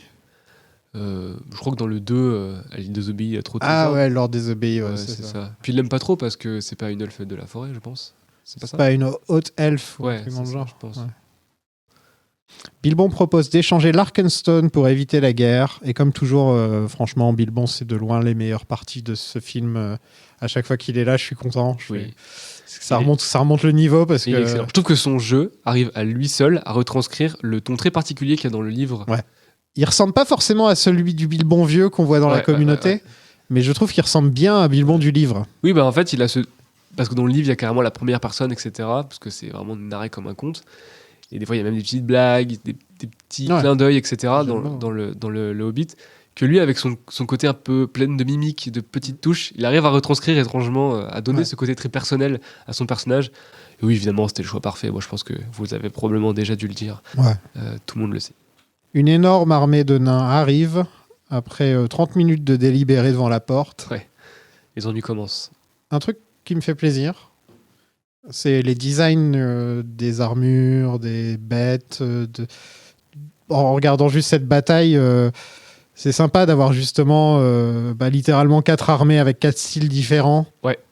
Ça m'a fait penser à mes jeunes années à jouer à Total War, tu vois, où où tu plaçais tes armées, tu essayais de flanquer avec les chevaux et tu balances tes archers. Ok, il n'y a rien qui n'a de sens dans ces scènes au niveau militaire, je veux dire. Mais je sais pas, j'aime bien quand même voir les nains avec leurs armures, quand ils font la tortue comme les Romains, enfin tu vois, des trucs comme ça, j'aime bien ça. Ouais. Ça, pour le coup, c'est un truc qui est permis par les CGI. Et la manière dont les elfes sortent leur... Tout à fait. Les formations, etc. Les mouvements de foule ont été encore tout est en CGI. Hein. Ouais. Oh là là, cette séquence, c'est que du fond vert de partout. Tout. Ça se voit, toi. Même le roi des nains, qui est sur son cochon. Ouais, ça se voit aussi. Même le roi des nains qui est sur son cochon est entièrement en CGI. Et à la fin, il fait un câlin à Thorin, je crois. Et j'arrête pas d'alterner entre Thorin et Thorin. Pareil, les noms de nains en général. Ah, c'est sûr. Ouais. C'est comme Bilbon et Bilbo, ça revient. C'est aussi le même problème. Tout à fait. Le roi des nains sur son cochon, c'est quand même très stylé. Ouais. Moi, j'aime bien. J'aime beaucoup ce personnage. Tant qu'à partir dans un délire, autant dire, vas-y, en fait, là, c'est le moment... L'autre, il est sur son cerf, l'autre, il est sur son cochon. Enfin, tu vois... C'est le moment où le film part totalement en steak. Et c'est là que ça devient génial, en fait. Ce personnage est un cartoon, vraiment. Ouais, complètement. Il y a cette séquence absolument géniale où ils sont au plein milieu de la bataille. Derrière eux, ça rage de partout. Ils discutent avec Thorin. Et pendant qu'ils discutent, ils tabassent des mecs en tapant des coups de boule. Oui, mais des coups de boule. Les gens, genre, ils ont des hommes super vénères et lui il donne des coups de boule dans leur et il les éclate comme ça. C'est très marrant, ça a vraiment plus rien à voir ni avec Tolkien ni même avec les batailles qu'il faisait dans Le Seigneur des Anneaux. Il y avait moins quand même ce côté complètement délirant. Là il y va à fond et c'est là que c'est intéressant vis-à-vis de la production parce que je pense que c'est la décision qu'il a prise au fameux moment où il s'est retiré en se disant là c'est un peu la cata, je sais pas trop où je vais, est-ce que finalement j'irai pas à fond dans le truc, je ferai pas du pur Peter Jackson. Et c'est quasiment une note d'intention que le tout début de la bataille contre les nains et les elfes, direct il sort un truc complètement délirant qui est ces genres de flèches, anti-flèches là qui explosent tout. Ça c'est de la folie ça. Et voilà, et tu te dis ah oui d'accord, là c'est parti, on est sur du il y a des flèches pour taper les flèches. Et ça s'arrête pas après ça. Ça s'arrête pas. Voilà. Non, mais c'est de la folie. Il y a des chèvres. Oui. Il y a des chèvres géantes, des sortes de grosses chèvres. À un moment, c'est Dune. Oui, il y a des vers qui sortent du sol. Je sais que c'est complètement délirant, mais c'est pas si improbable par rapport à l'univers de Tolkien, parce qu'il parle souvent des trucs innommables qu'il y a dans les cavernes. Donc ça permet de... Ça fait une petite réserve de monstres. Et oui, c'est clairement les vers de Dune. Qui d'ailleurs, il les annonce quand même en grande pompe au début du film en disant ouais, les mange-terres vont faire leur œuvre et tout. Et finalement, ils servent juste à faire des trous pour acheminer les orques et c'est tout. On les voit plus par la suite. Et je dois le dire, hein, les effets spéciaux sont quand même vachement bien foutus. Le seul petit problème, c'est que tu vois que tous les elfes se ressemblent. Ouais. Ils ont tous le même visage. Ça se voit un peu quand même. Tu vois, et même tous les nains ont le même visage. Mais sinon, c'est impressionnant au niveau effets spéciaux, surtout qu'on en a bouffé des mauvais effets spéciaux dans les dernières années. Là. Ouais. C'est vrai que c'est un peu too much. Moi, je suis plus heureux quand je vois Peter Jackson faire ce genre de choses que quand je vois Peter Jackson essayer de nous forcer avec Saruman et de nous forcer avec Galadriel et ce genre de trucs. Je préfère quand il fait son propre truc. Ouais. Comme la scène dans King Kong où il y a tous les insectes qui bouffent tout le monde, tu vois. Ça, c'est du Peter Jackson. C'est ça qu'on attend de lui. D'ailleurs, les vers... Dans Créatures Célestes, c'est quand elles sont dans leur propre monde et qu'il y a des drôles d'humains en cire qui apparaissent et tout. Enfin, il aime bien partir dans des drôles de délire. Ouais.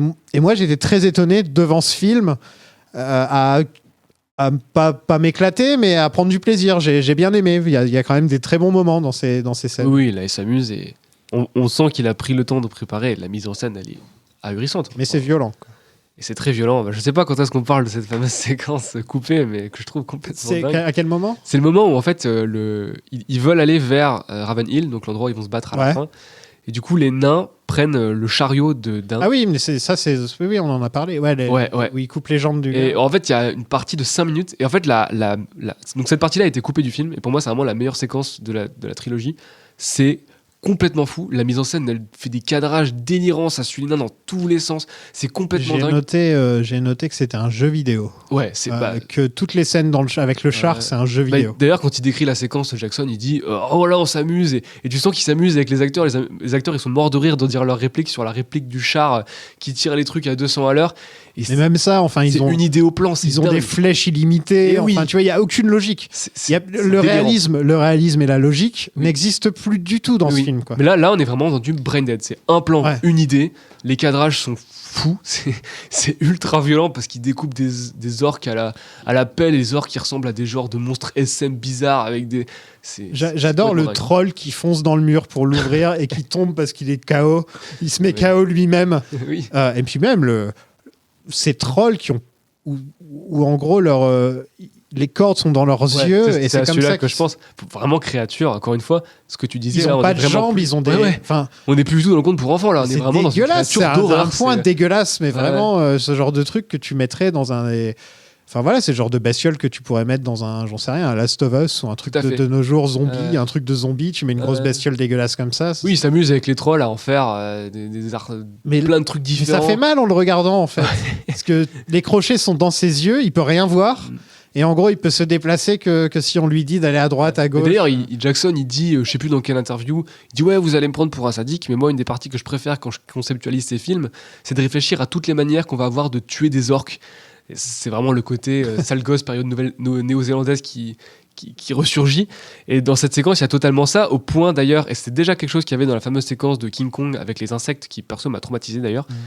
Où la musique de Warshore, qui est pourtant présente pendant un bon 95% de la trilogie, s'arrête pendant 5 minutes juste pour entendre les mecs qui gueulent et surtout le son des coups, les hurlements des orques qui se font trucider, les nains qui crient n'importe quoi. Vraiment, il n'y a plus que le plaisir de la mitraille, des têtes coupées et de la folie visuelle totale. Enfin, parce que c'est vraiment incroyable. Ah, mais c'est du grand n'importe quoi par moment. Enfin, c'est... De toute façon, c'est là est le point de discorde. Mais on dirait qu'en fait, tu sais, il a mis plein d'idées dans un chapeau. Ouais. Et qu'à chaque fois, il les sortait et il disait bon, un nain qui tue un orque de telle manière, et allez, on va faire ça, quoi. Ça, il s'amuse, ouais. Mais là, il a discorde, il y a des gens qui ont trouvé ça horrible. Enfin, si tu te tiens au texte, évidemment que ça. Moi, personnellement, j'ai lâché l'affaire au niveau du texte il y a longtemps. Voilà, non, mais là, t'as fini de lire ton bouquin, c'est bon. Je crois que c'est la scène des tonneaux qui m'a tué au niveau. Pour moi, chaque film a un peu son morceau de bravoure dans ce style. Donc, il y a la scène où ils sortent des gobelins dans le. Mais ça m'a sorti du film. Les tonneaux m'a. En fait, je me suis dit, putain, tu prends une scène qui est quand même très culte dans le bouquin, qui est quand même très marquante, et t'en fais une énorme scène avec plan séquence et le gros qui sort ses bras du tonneau et qui tape, etc., en se retournant, en faisant des... C'est là où, en fait, quand je me rappelle au ciné, et déjà, j'avais pas trop aimé le premier, mais le 2, mon cœur s'est brisé à ce moment-là où je me suis dit, ok, c'est pas du tout le genre de film que je veux. J'ai pas vu le 3 jusqu'à des années plus tard, où je l'ai enfin vu parce que je sais plus comment, dans un avion. Ah oui, nos respects, quoi. Et là, c'était la première fois que je le revoyais posé en version longue devant une bonne télé. Ah oui, donc t'as jamais vu la version cinéma de la bataille des 5 armées? Si, je l'ai vu dans l'avion. Ah oui, d'accord. Et là, c'était la première fois que enfin je pouvais me dire, est-ce que les effets spéciaux valaient le coup? En fait, j'étais tellement triste après les deux premiers que le 3 n'existait pas dans ma tête, en fait. Et c'est que là, maintenant que je me pose et que je me dis, en fait, des 3, étant donné que c'est celui qui s'éloigne le plus de Tolkien, peut-être que c'est celui que je peux le plus apprécier. Exactement. En fait, étrangement. C'est mon raisonnement. Alors que normalement, ça devrait être celui qui m'énerve le plus. Ouais. Mais il s'éloigne tellement que je peux pas... au final, c'est, comme tu le disais, c'est un film Peter Jackson avant d'être un film Seigneur des Anneaux ou Tolkien. Absolument, c'est exactement ça. Mais déjà, moi, quand j'ai vu la séquence des tonneaux, je me suis dit, ah là, il rentre dans un film Peter Jackson. Ouais. Et là, je commence à vraiment prendre mon pied, tu vois. J'ai vraiment un truc, ce plan séquence, il m'a vraiment fait rire, il m'a vraiment galvanisé. Ouais. Et la bataille des 5 armées, c'est ça pendant 1h30. En fait, c'est vrai que ce moment, c'est ce moment des tonneaux, ou même quelques moments avec Legolas par-ci par-là, c'est un peu les moments où soit t'adhères ou t'adhères pas. Exactement. C'est le moment où tu te dis, est-ce que je suis dedans? Est-ce que j'adhère? Est-ce que je vais aimer ces 3 films ou est-ce que je vais pas les aimer? C'est le moment avec les tonneaux, je pense. C'est ça, c'est la clé. Qui d'ailleurs scinde un peu le bouquin en deux. Donc c'est vraiment le moment où tu t'arrêtes ou pas, quoi. Mais d'ailleurs, le personnage de Legolas, c'est intéressant parce que ça a été ultra critiqué, et évidemment qu'il a rien à foutre là, techniquement. Et c'est tellement bizarre parce que Orlando Bloom, il a l'air d'avoir 15 ans de plus que l'Orlando Bloom qu'il y avait dans Le Seigneur des Anneaux, on n'y croit pas une seule seconde. Près de la bouteille. Ouais. Voilà. Et tout le monde a vu ça comme une forme de fanservice absolu et tout. Et moi, je pense qu'en fait, Orlando Bloom, c'est juste l'homme doublure numérique. À partir du moment où Jackson le met dans son récit, il peut s'amuser à en faire une sorte de surhomme avec lequel il fait des scènes complètement dingues. Dans la bataille de 5 armées, il y a vraiment des séquences de fou avec lui. Et c'est un prétexte. Et d'ailleurs, dans Le Seigneur des Anneaux, une des raisons qui fait qu'il est aussi un surhomme, c'est parce que quand ils ont fait les 2 tours, il y a la séquence où il monte sur son cheval, tu sais. Et en fait, dans la version originale, il devait juste monter sur son cheval normalement, là, sauf qu'il est tombé. Ouais, voilà. Sauf qu'il est tombé et il s'est pété, je sais plus quoi. Du coup, ils ont repoussé le tournage, etc. pété et une côte. Si je ouais, c'est ça. Et au montage, ils n'avaient pas la scène où il monte sur son cheval. Et Jackson, il a dit bon bah, vu qu'on n'a pas la scène, on fait une doublure numérique, on le fait monter sur son cheval façon complètement la Wallogienne là, et vraiment en gag, tu vois. Et il dit dans je sais plus où qu'il est allé dans une séance et les gens ont tellement applaudi au moment où il monte sur son cheval, parce que c'est une scène assez marquante quand même, mine de rien, qu'il s'est dit, c'était le moment où il devait partir en reshoot pour la dernière partie du tournage du Retour du Roi, et ben en fait on va pousser ça à fond dans le Retour du Roi, aller plus loin, et je pense qu'à partir de ce moment-là, Legolas c'est devenu la pâte à modeler de Peter Jackson. Le mec, l'homme élastique, il lui fait faire ce qu'il veut, défier les lois de la gravité en dépit de tout sens, juste pour pouvoir s'amuser en tant que cinéaste. Moi ça me fait marrer. Donc cette bataille était quand même sympa au début, mais c'est vrai qu'elle est longue. Hein. On va pas se mentir, c'est quand même faut s'accrocher quoi. On va dire qu'elle est généreuse. C'est vrai que les gens qui sont pas là pour voir des batailles. Ah bah c'est sûr que si tu t'attendais pas à ça, Bien le bonjour. Comment allons-nous? J'ai une petite proposition à vous faire si vous voulez bien m'accorder quelques instants. Pourriez-vous envisager de foutre le camp? Vous tous et tout de suite. Entre nous, tout ce qui tourne autour d'Alfred, on aurait pu s'en passer. Ah ouais, Hein, c'est pas terrible. ça, c'est très certainement Franchement, les pires moments de la Pour moi, saga. c'est le pire personnage. Je ne comprends pas en fait, parce que le personnage du maître, qui est très peu développé dans les livres, mais un minimum déjà, il est déjà cupide, il est déjà con, et surtout il est joué par Stephen Fry en fait. Donc, Ouais. tu l'as ton comic relief détestable, et il est très cool en plus, je trouve, le comédien, enfin Stephen Fry dans le rôle. Ah bah Fry, c'est un très bon acteur. Bien de sûr, toute façon. évidemment. Voilà. Et il s'amuse comme jamais. Donc je ne comprends pas pourquoi ils lui ont rajouté. Alors certes, il meurt écrasé par le dragon, mais je ne comprends pas pourquoi ils lui ont rajouté Alfred. Et quand il n'y a plus Fry et qu'il se retrouve tout seul en tant que comic relief simili langue de serpent comique là, oh là là, c'est dur. Ça fonctionne pas. La En seule plus, scène où il y a des moments où Bard passe un peu pour un con parce que même Bard et Gandalf, ils lui donnent des informations, ils lui disent de faire des trucs, alors qu'ils savent tous les deux que c'est un mec, il faut pas lui faire confiance. ouais, il lui donne le premier tour de garde, alors que c'est super important quoi. Voilà, et ils lui disent garde Bilbon. Ouais. Il y a un moment où il dit garde c'est un vrai. œil sur Bilbon. Enfin, tu Non vois. mais c'est n'importe quoi. La seule scène que je tolère, on va dire, avec lui, enfin qui me fait à peu près rire, c'est, je crois qu'il y a que dans la version longue, c'est la scène où il meurt, où il se retrouve sur une des catapultes qu'a un des trolls. Ça aussi c'est quelque chose d'ailleurs. Et il se fait catapulter dans la bouche d'un autre troll. Ouais. Et du coup C'est comme ça qu'il meurt. il sauve Gandalf. C'est quand même super ironique de faire sauver Gandalf un qui des peut pas Istari se les battre plus- parce que son bâton ne marche pas. Ouais, voilà, c'est ça. Ouais. Le bâton que Radagast lui a filé ne fonctionne pas. Tout à fait. Il faut toucher le bout. Je crois que c'est ça qu'il lui C'est dit ça. Radagast. Ouais, il dit, il est un peu. Ouais, il faut Il est un lui peu toucher le capricieux. bout, il dit. Il fonctionne Ah, pas très bien, il faut lui toucher le bout. Mon Dieu. En anglais, c'est ce qu'il dit en tout cas. Je sais pas. Oui, non, mais maintenant que tu le dis, je me rappelle. Je pense que j'avais essayé d'enlever cette réplique de ma Mais mémoire. Alfred, c'est vraiment un personnage. En fait, un personnage pour un film pour enfants. Ouais, tout à fait. Un personnage de Disney. Ouais. Tu sais, le genre de méchant que t'aurais Ouais, dans ouais. Disney. Bah, c'est vraiment le mélange entre un méchant Disney et Grima langue de serpent. Voilà. Et là, dans ce film, ça n'a absolument rien à voir. Non, je ne comprends pas. Enfin, je ne sais pas vraiment les thèmes que Peter Jackson veut raconter dans ses films. Autant dans Le Seigneur des Anneaux, c'est évident. Autant dans ceux-là, je ne sais pas pourquoi il y a certains personnages qui existent. Je ne sais pas pourquoi Legolas est là. Bon, tu dis que c'est pour être son homme pâte à modeler. À ce moment-là, t'en crées un nouveau de personnage. Je ne sais pas, il y a moyen de faire autre chose. Tu peux faire Toriel. Toriel Oui. aurait pu être la pâte à modeler. Tu passes de scènes où il y a des nains qui décapitent pendant 10 minutes des orques. Ensuite, tu as un mec qui se déguise en femme avec de l'or qui remplit Ouais. son soutien-gorge pour faire des gros seins. C'est vraiment la pire séquence Enfin, c'est- du film et peut-être de la trilogie. Enfin, c'est lourd, c'est bas. Ouais, enfin, c'est très c'est très lourdeau, lourd. hein, C'est très très lourdeau, lourd. ouais. Tout à fait, ouais. Non, mais bon, à part ça, la bataille, ce qui est aussi intéressant, c'est qu'elle se passe autant sur des grands champs, comme on a déjà vu dans Seigneur des Anneaux, qu'en combat très rapprochés dans les villes de Lac-Ville et d'El, que pour le coup, ils ont reconstitué. Et le fait de passer de l'un à l'autre, il y a quand même un rythme qui est assez impressionnant.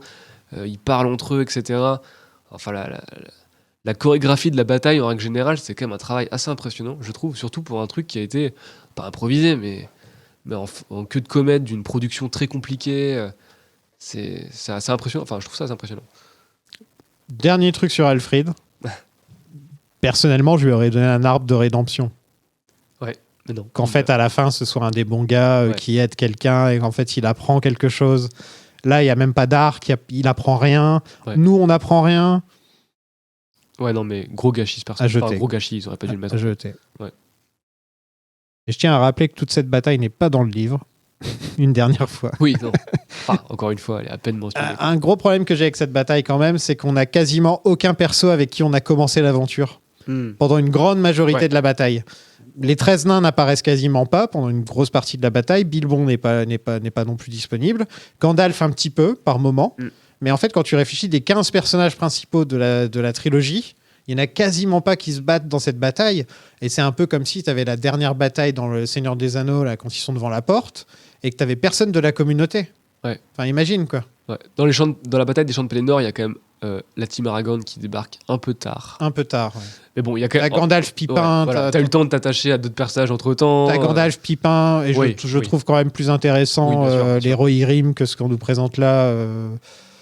C'est sûr. Bard, il est sympa, hein, mais je veux dire, c'est pas Théoden, quoi, tu vois. C'est sûr. Il y a quand même une différence de niveau, quoi. Voilà. Bien évidemment. C'est sûr que c'est un peu compliqué. C'est vrai qu'ils arrivent vraiment très tard dans la bataille, d'autant que dans le bouquin, Bilbon se fait taper sur la tête au moment où les aigles arrivent. Donc vraiment, la chronologie, c'est le gros bordel. Il a vraiment tout entremêlé pour faire sa bataille à la carte, en fait, vraiment comme il voulait. C'est vrai qu'ils arrivent tard.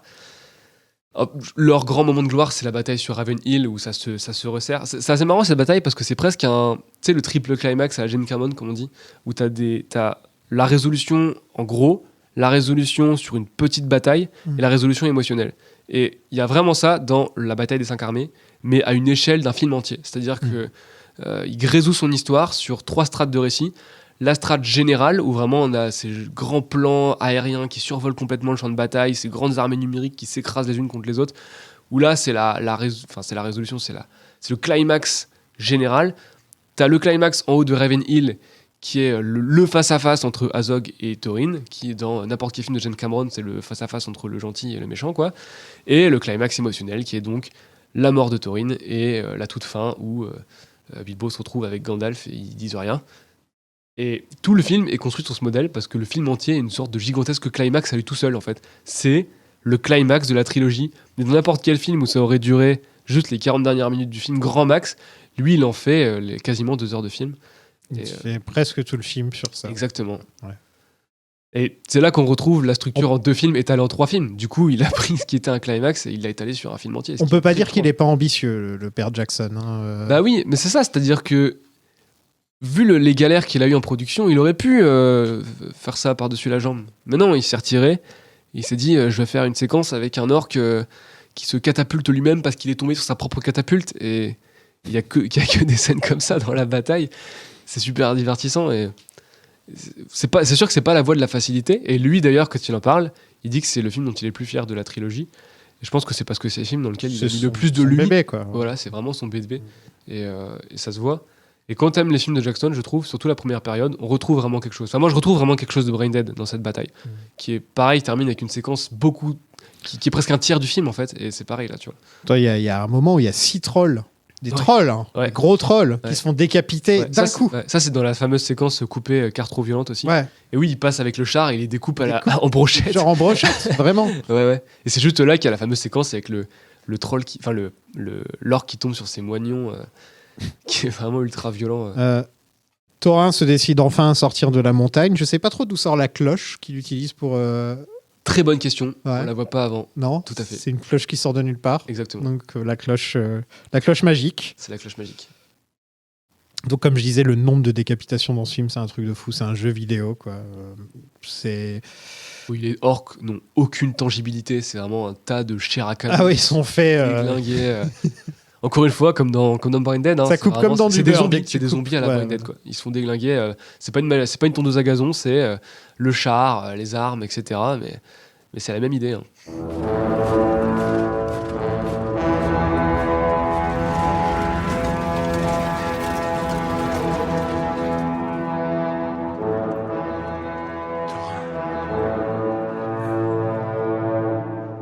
Philly se fait tuer par Azog. Ouais. Donc Philly, c'était le blond. Mort dont on se fiche quand même pas mal. Un petit peu quand même. Parce que, certes, on peut admettre. Moi, je trouve en fait que les nains, on arrive plus ou moins à les repérer. Enfin, c'est un défi de dingue, hein, de façon de réussir à faire que les 13 nains, on arrive à peu près à les identifier et à s'attacher plus ou moins à eux. Ça fonctionne avec pas mal de nains, je pense à Beaufur par exemple, etc. Évidemment qu'il y en a qui sont mis en retrait. D'ailleurs, pendant la bataille, plusieurs nains disent leur première réplique dans la même scène, enfin leur première vraie réplique dans la même scène, qui est la séquence où, alors je sais plus comment il s'appelle, pardon, la preuve que c'était un personnage en retrait, celui qui a une genre de hache dans la tête là et qui la plante dans un orque, et lui a sa première réplique, et Bombur a sa première réplique, enfin sa première vraie réplique à ce moment-là. Et du coup, ouais, voilà, il y en a qui sont en retrait, mais par contre, et Killy est un peu dans ceux qui sont en retrait. Philly, pardon, est un peu dans ceux qui sont en retrait. On est d'accord que le gros Bombur. Bonfur. C'est Bombur. Bombur. Ouais. Parce qu'il y en a un, c'est Beaufur et l'autre, c'est Bombur. Beaufur, c'est celui. Lui, il est un peu plus caractérisé et fume la pipe, et c'est celui qui va souvent voir Bilbon quand il part. Ouais. Qui a un chapeau avec des oreilles comme ça. Ouais. Ok. Tu sais, quand il veut partir dans la caverne dans le premier, et là, quand il veut partir chercher l'Arkenstone, il est là. Mais en tout cas, l'invité du premier épisode me disait que tous les nains parlent. Ils ont tous des conversations. Lui, le gros, je suis à peu près sûr qu'il ne dit pas un seul mot des 3 films. Dans le 3e film, au moment où l'autre retire sa hache, il dit « J'arrive cousin », un truc comme ça. Bon, il dit ça ? Je crois qu'il dit ça. Ah, j'étais presque sûr qu'il disait rien pendant 3 films. Après, tu sais, après il ronfle. Ouais, mais souvent, tu vois, tu sais plus des réactions. Mais je me rappelle plus, mais je sais pas si dans la scène étendue à Fonconde où il mange, est-ce qu'il n'y a pas des échanges de répliques à ce moment-là ? Ouais, c'est possible. Bon, vous me le direz, les gens, les auditeurs et auditrices, ou nous... Après, bon, ce personnage-là, il est tellement caractérisé visuellement que le faire parler n'a pas grand Non, intérêt. t'as pas besoin. Lui, il est très cinéma muet sur les bords. Exactement. Legolas s'envole et tue une centaine d'orques en solo. Ah, cette séquence. En s'accrochant à la bestiole qui vole et sorte de ensuite il chauve-souris, fait... Dans le making-of, alors je sais plus si c'est le production designer ou un opérateur, il s'est interviewé sur le vif et il dit « Non mais en fait c'est une idée à la con, faut pas faire ça, c'est complètement ridicule. » Et ensuite il voit Legolas, Orlando Bloom, suspendu à son genre de treuil là, et faire des mouvements de dague dans le vide pour l'incruster dans la scène. Il dit « Non en fait c'est marrant, on va le garder. » Encore une fois, complètement cartoonesque, il déglingue toute la rangée sur la longueur. C'est assez marrant. Je pense que c'est moins improbable que la séquence où il saute sur le pont qui s'écroule, où là vraiment ça n'a aucun sens, c'est du shonen le truc. Ah oui, il marche dans les airs là. Ouais, c'est ça, il vole, littéralement il vole. Ouais. Ça n'a aucun sens. Legolas vole. Le niveau gravité et tout ça, ça n'a Tout à fait. aucun sens. Pendant ce temps, Killy meurt en regardant Toriel. On est censé être triste, je crois. Ouais. Je trouve que l'histoire d'amour entre Toriel et Killy, en plus d'être ridicule et mal écrite, on sent que ça a été ajouté à la hache, quoi. Enfin, c'est vraiment le truc, c'est pas très, c'est pas très discret dans la manière où ça a été ajouté. Enfin, je trouve que ça diminue un peu l'impact de l'amitié entre Gimli et Legolas personnellement, qui est censé être un truc plutôt rare, l'amitié entre un nain et un elfe. Et là, il y a cette histoire d'amour.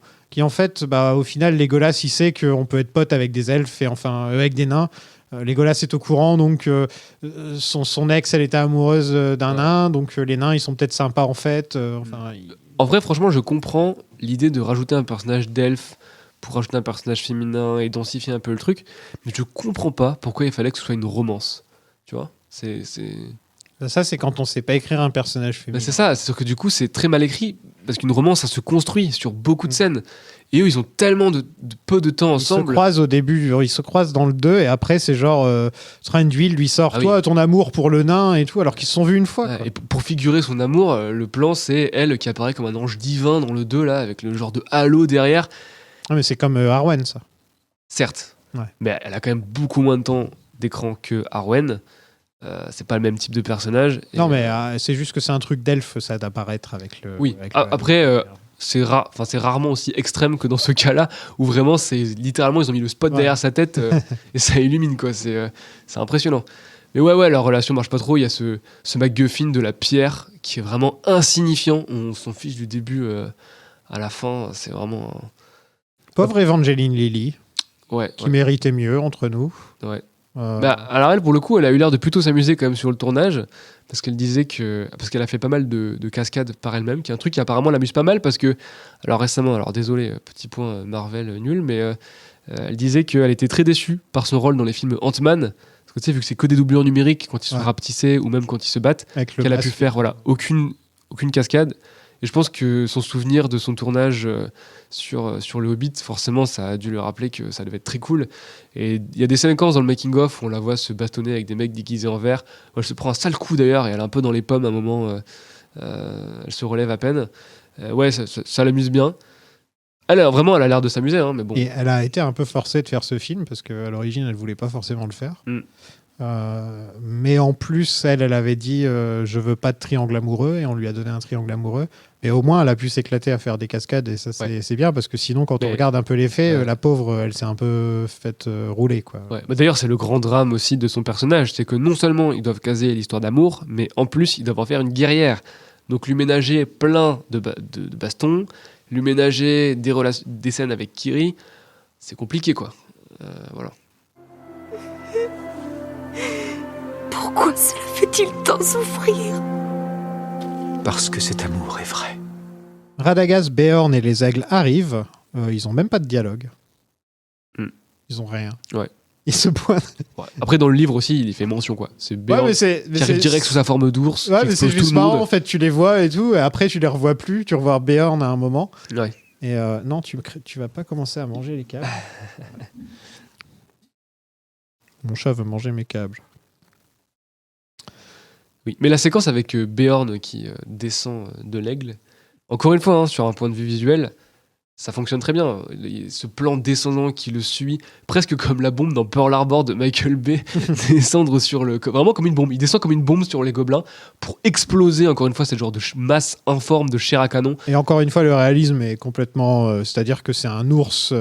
mais qui ne ressent rien, enfin, il peut se prendre des coups d'épée. Des trucs déjà, c'est un ours qui voyage à dos d'aigle. Bon, d'accord, il se transforme sur la descente, mais il doit pas être très léger, le Beorn. Ouais, non, un Deus Ex Machina supplémentaire qui va avec les aigles, un grand classique. Ah, mais les aigles, ils sont là pour ça, quoi. Absolument. Pour le coup, je trouve que ça fonctionne beaucoup plus dans le bouquin, parce que, tu les as vus... En fait, il y a une vraie discussion avec les aigles avant. Ils ont passé une nuit chez eux, tu vois, il y a un truc... alors que là, dans le film, c'est vraiment des Deus Ex Machina. Ils viennent pour les sauver, ils les déposent. Ouais. C'est marrant parce que on a souvent dit que ce truc horrible de les aigles au Mordor, machin... Et oui, c'est pas des taxis. Mais en fait, dans le Hobbit, c'est un peu des taxis. C'est-à-dire qu'ils viennent les prendre, ils les déposent à un endroit... Alors que dans le bouquin, s'il y a bien un truc qu'ils ont enlevé, et ils en ont peu enlevé, c'est la partie où ils sympathisent plus ou moins entre les aigles. Et d'ailleurs, je pense que Bilbon, à la fin du bouquin, il explique qu'il aurait bien aimé parler un peu plus avec ce peuple, parce qu'il se trouve des acromes crochus un peu avec eux. Et c'est vraiment dommage. Du coup, ça arrive vraiment comme un Deus Ex Machina. Là où dans le livre, c'était moins le cas, je trouve. Voilà. Et qu'est-ce que ça leur aurait coûté de leur... faire une scène de nuit chez les aigles où ils auraient un peu... Alors, on est loin de la version Del Toro qui voulait faire parler tous les animaux, mais quand même, quoi. Voilà. Thorin contre Azog, ça dure beaucoup trop longtemps. C'est trop long. Là, je suis désolé, mais là, c'est... Autant la bataille, il s'amuse, il met des cochons, il met des chèvres. Ouais. Moi, tu mets plein d'animaux dans une bataille, je vais être content, tu vois. Mais là, c'est juste des mecs sur la glace et ça se bat pendant je sais pas combien de temps, ça dure trop longtemps. À un moment, on croit qu'il est mort, il est sous le verglas, ensuite il ressort. Ça, tu vois, je trouve que c'est quand même une plutôt bonne idée, parce que ça fait... pour le coup, il y a une vraie préparation au paiement par rapport à la séquence, justement, où il est sous l'or, il se fait avoir... Tu sais, le dragon serpente sous l'or. Il y a un parallèle qui est fait avec ce moment où il reste sous l'eau, ce moment un peu suspendu où il le regarde passer sous lui pour ensuite revenir. Après, bon, oui, Azog est vraiment invincible. Hein, c'est ça aussi. Ouais. C'est quelque chose. Je pense que le principe, ce qui fait que c'est un peu long, c'est aussi le fait qu'ils aient un peu dédoublé les méchants. Parce que t'as Bolg, qui est le général ennemi dans le bouquin également, qui mène les troupes des orques pour aller éclater toute l'équipe. Et là, du coup, il y a Azog qui est devenu l'arc-ennemi un peu de la trilogie, qui est son père, sauf que dans le bouquin, il est mentionné au tout début, et c'est tout. Et du coup, ils se battent. En fait, Bolg se bat contre Legolas, et Azog se bat contre Thorin. Et oui, et il y en a un, c'est le fils de l'autre.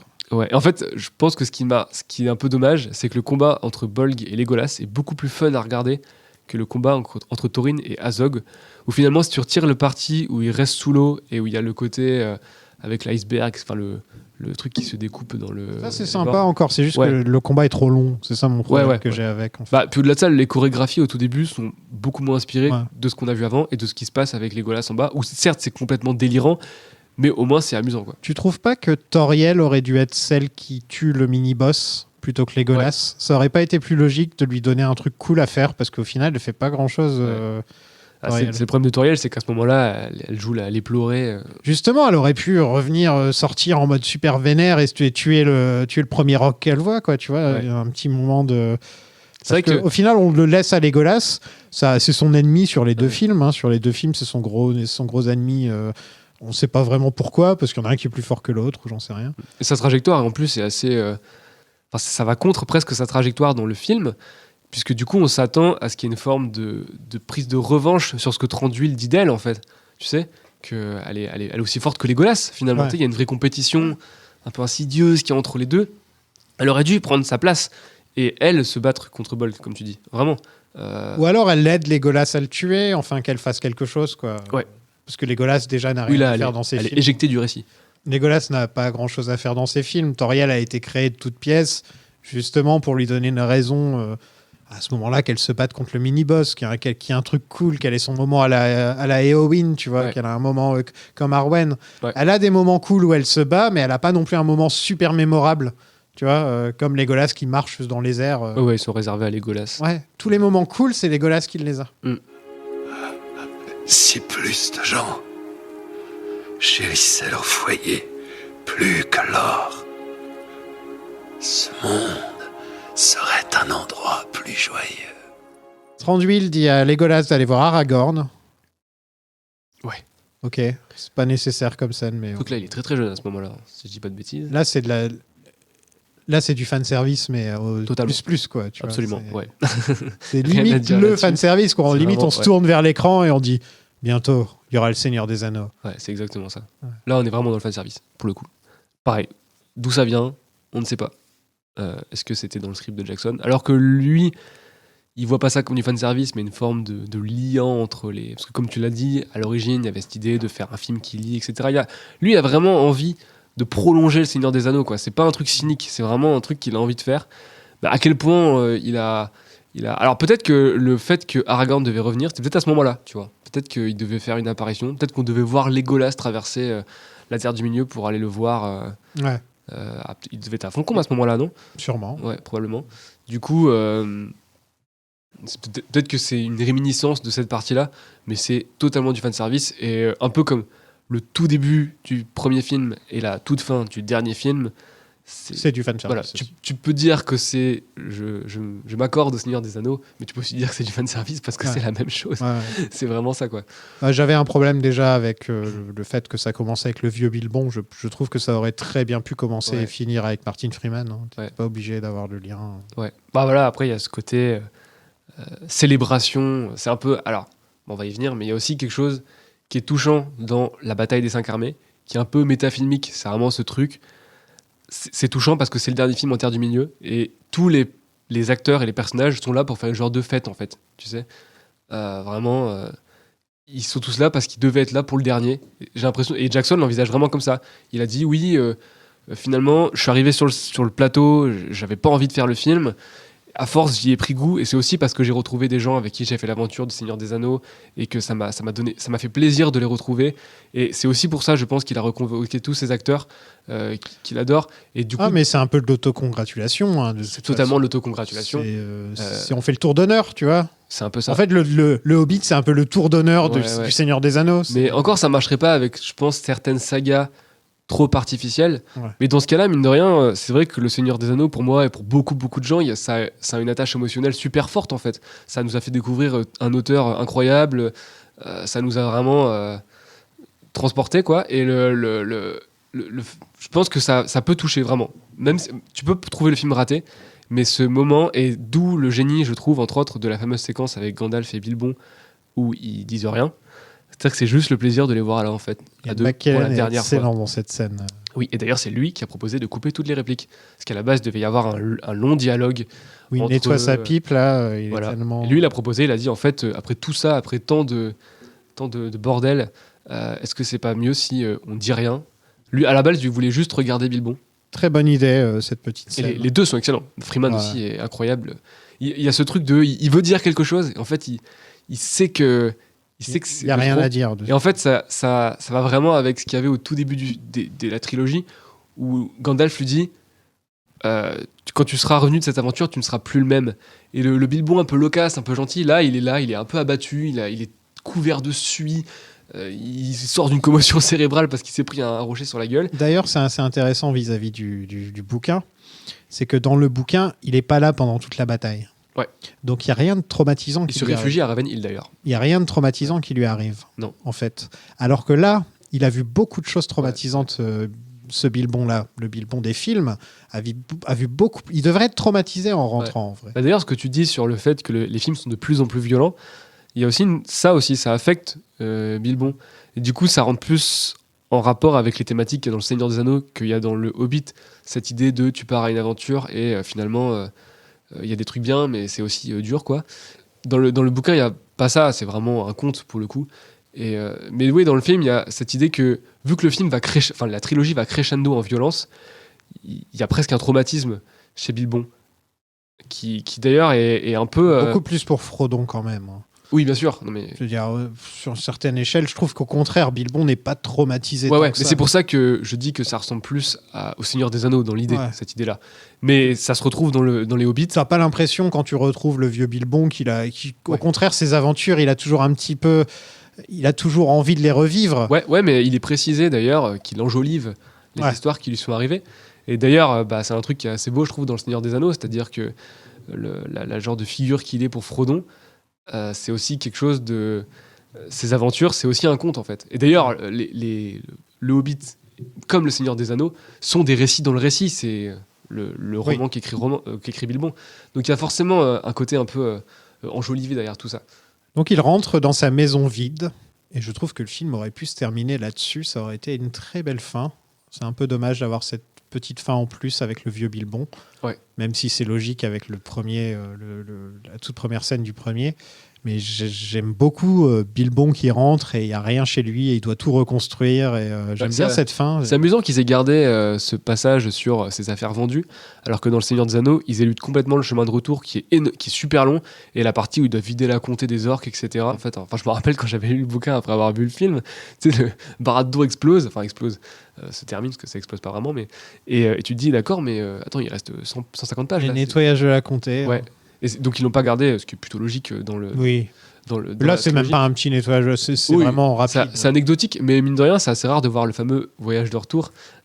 Et que pour une fois, ça s'est pas aussi bien passé que ça, parce que quand tu rentres, tout n'est pas exactement au même endroit. Ouais. Il y a une séquence que c'est dommage qu'il s'est pas mis. C'est dans le bouquin, on apprend que quelques années plus tard, Balin et Gandalf reviennent voir Bilbon et ils parlent un peu comme des vieux amis. Et je trouve ça super touchant dans le Bilbon, vraiment. Il y a cette chaleur qui est de l'écriture de Tolkien, tu sais, où vraiment l'amitié est un truc palpable entre eux. Tu sens que vraiment c'est tout petit, hein, comme tout dans le Hobbit, c'est tout petit, mais c'est là. Et c'est dommage qu'ils l'aient pas gardé, d'autant qu'ils avaient l'acteur, enfin ils avaient Ian Holm, pardon. Sous la main, donc ils auraient pu faire rencontrer Balin et Ian Holm. Ça aurait été une belle scène, je trouve. Ça aurait été une belle fin. Tolkien était très bon pour montrer l'amitié. Ah, bien sûr. C'est une de ses spécialités. Quoi. Évidemment. Dans le Hobbit, le bouquin, ce qui est dingue, et ce qui retranscrit pas mal dans le film, je trouve, c'est qu'il arrive à créer une vraie amitié entre Gandalf et Bilbon, à les rendre vraiment sympathiques, alors que dans le livre, il est quand même assez peu là. Ouais. Je veux dire, dans le bouquin, le moment où il va chercher l'Arkenstone et qu'il revient pour aller le donner à Thranduil, etc., enfin, donc au roi des elfes dans le bouquin, il voit Gandalf et en fait c'est juste, il y a un vieillard qui vient et qui est Gandalf et qui dit c'est bien ce que t'as fait en gros, enfin je crois un truc comme ça, et il le laisse repartir. Enfin c'est vraiment une apparition fugace, tu sais. Là où dans le film il est beaucoup plus, il discute en fait, et c'est dingue que dans le bouquin en si peu de temps finalement ils arrivent à rendre cette amitié super palpable et très touchante. Et dans le film il leur a fallu beaucoup plus de dialogue, beaucoup plus de séquences, mais il y a quand même cette amitié et ça tient aussi évidemment au casting absolument génial des deux acteurs, hein, qui ont une alchimie complètement dingue. Voilà. Et qui est cette personne qui a fait appel à vos services? Thorin et cul de chêne. Il était mon ami. Donc voilà, après 13 ans, Peter Jackson est enfin libéré. Ouais, avec qui se termine avec une chanson de Billy Lloyd qui s'appelle The Last Goodbye et qui personnellement je trouve super touchante parce que c'est évident, à la base c'est censé parler de l'aventure de Bilbo, mais c'est évidemment la lettre d'adieu de Peter Jackson à la Terre du Milieu et aux gens qui l'ont suivi tout simplement. Et bon, tu peux trouver le morceau gnangnan, tout ce que tu veux, mais en vrai c'est assez sincère je trouve. Donc ça, il peut aller faire ses docus sur les Beatles en paix. Il pourrait aller faire Tintin, mais apparemment c'est difficile, c'est compliqué. Bon, qu'est-ce que tu as pensé de ce troisième film ? Eh ben moi j'adore ce film qui a plein de défauts, on en a parlé, voilà, mais qui est franchement hein, en termes de fantasy. Depuis Le Seigneur des Anneaux, déjà il n'y a pas eu grand chose, alors que ça aurait dû lancer une. Enfin c'est ça le truc. Narnia. Oui. Mais c'est ça qui est assez incroyable avec Le Seigneur des Anneaux, c'est que c'est un film qui a tellement été important qu'il aurait dû relancer le genre comme Conan avait lancé la fantasy dans les années 80, tu vois. Et en fait, ça a été tellement fort tout de suite qu'il y a finalement assez peu de gens qui se sont mis sur le créneau. Alors oui, il y a eu Narnia où ils ont joué la carte un peu young adulte sur les bords pour faire passer la pilule, on va dire. En fait, ça me fait penser au Parrain, qui est le film de mafia par excellence. Oui. Et en fait, quand ils ont voulu refaire des bons films de mafia, ils ont dû réinventer le style. Et ben, c'est ce qui se passe avec Game of Thrones, par exemple. Ouais, tout à fait. Ouais. C'est qu'il faut en fait prendre la fantasy, mais la réinventer, soit à base de réalisme ou de politique ou de choses comme ça. Faut pas essayer de faire du Tolkien, en fait. C'est ça le truc, c'est qu'il faut essayer de faire sa propre chose, comme George Martin a réussi à le faire. Et pareil, Martin Scorsese a fait ses propres trucs avec Les Affranchis. Ça n'a rien à voir avec Le Parrain. Et pourtant, c'est dans le même genre, quoi, tu vois. Ouais. Et je pense que il faut pas oublier quand même que c'est vrai qu'il n'y a pas eu de grands films qui sont sortis sur la fantasy, mais il y a quand même une grosse série, deux même maintenant. Mais peut-être chez d'autres part, parce qu'il y a une rumeur au tout début, au moment où Jackson n'était pas encore sur le film et Del Toro n'était pas encore confirmé. C'est Variety qui avait partagé l'info, donc c'est quand même plutôt sérieux. Comme quoi, Sam Raimi était envisagé pour faire le Hobbit. Ouais, j'ai vu Raimi, j'ai vu Brett Ratner. Ouais, alors Ratner, j'ai jamais réussi à le prouver et Dieu merci, ça s'est jamais J'ai vu fait. encore un troisième, je sais plus qui c'était le troisième. Moi, j'ai vu passer Lynn Bousman, non ? Peut-être. Bon, vraiment les Yes Man hollywoodiens de l'époque, quoi. Ouais. Mais bon, en tout cas, on pourrait croire que on ne saura jamais, encore une fois, que Raimi a été approché pour le projet. On pourrait croire que Jackson allait lui-même le chercher parce qu'ils ont un style très similaire et que du coup, Jackson aurait cherché quelqu'un avec ce style baroque, ce style complètement cartoon qu'il a rajouté dans la bataille des 5 armées, qui correspond vachement aussi à celui de Raimi, quoi, pour faire son truc à lui. Eh bien moi, comme je le disais, étant donné que mon cœur s'est brisé dans les deux films précédents, il n'y a plus grand-chose qui peut m'atteindre dans celui-là. Et j'accepte plus la proposition parce que, comme tu le disais, c'est 100% Jackson. C'est vraiment Jackson qui fait son trip. Mais j'ai les mêmes problèmes que j'ai avec les deux premiers. Je veux dire, au niveau du ton, au niveau des choix d'adaptation. C'est surtout ça, quoi. Ouais. C'est vraiment ce choix d'adaptation, ce choix d'en avoir fait 3 films. En fait, c'est gangréné dès le début. C'est ça le problème. C'est que tu as une mauvaise idée comme celle-là, c'est difficile de t'en sortir après, en fait. Et ça aurait prouvé que les 3 scénaristes et que Jackson, ça aurait été des génies s'ils avaient réussi à sortir des films aussi bien que Le Seigneur des Anneaux. C'était mission impossible, en fait. C'était complètement mission impossible. Donc, avec le recul, avec moins de colère que par rapport à la première fois où je les ai vus, c'est des films respectables au niveau technique, au niveau acteur, réalisation, elle est très bien. Mais en fait, c'est tout le scénario qui ne va pas, en fait. Pour moi, de mon point de vue, c'est vraiment... Il y a rien qui va au niveau du scénario. Et en fait, c'est dommage, c'est un film qui s'appelle Le Hobbit, mais on passe plus de temps avec d'autres personnages que Le Hobbit, alors que c'est lui le plus intéressant de tous. On a le problème de Thorin qui commence connard et qui finit connard. Et donc, tu te dis, en fait, il n'y a pas vraiment d'arc, il n'y a pas vraiment il y a pas de tout ça. Il y a Legolas, il y a Saruman, il y a Galadriel. Ok, tu fais la bataille, tu t'éclates avec la bataille, mais je suis désolé, mais tu as quand même, dans ce film-là, tu as les 3/4 du film, c'est de la bagarre, quoi. Ouais. Si c'est pas la grande bataille, c'est aussi un contre un, c'est aussi... Ouais, ça se bat partout. Ouais, c'est que ça, pendant tout le film, quoi.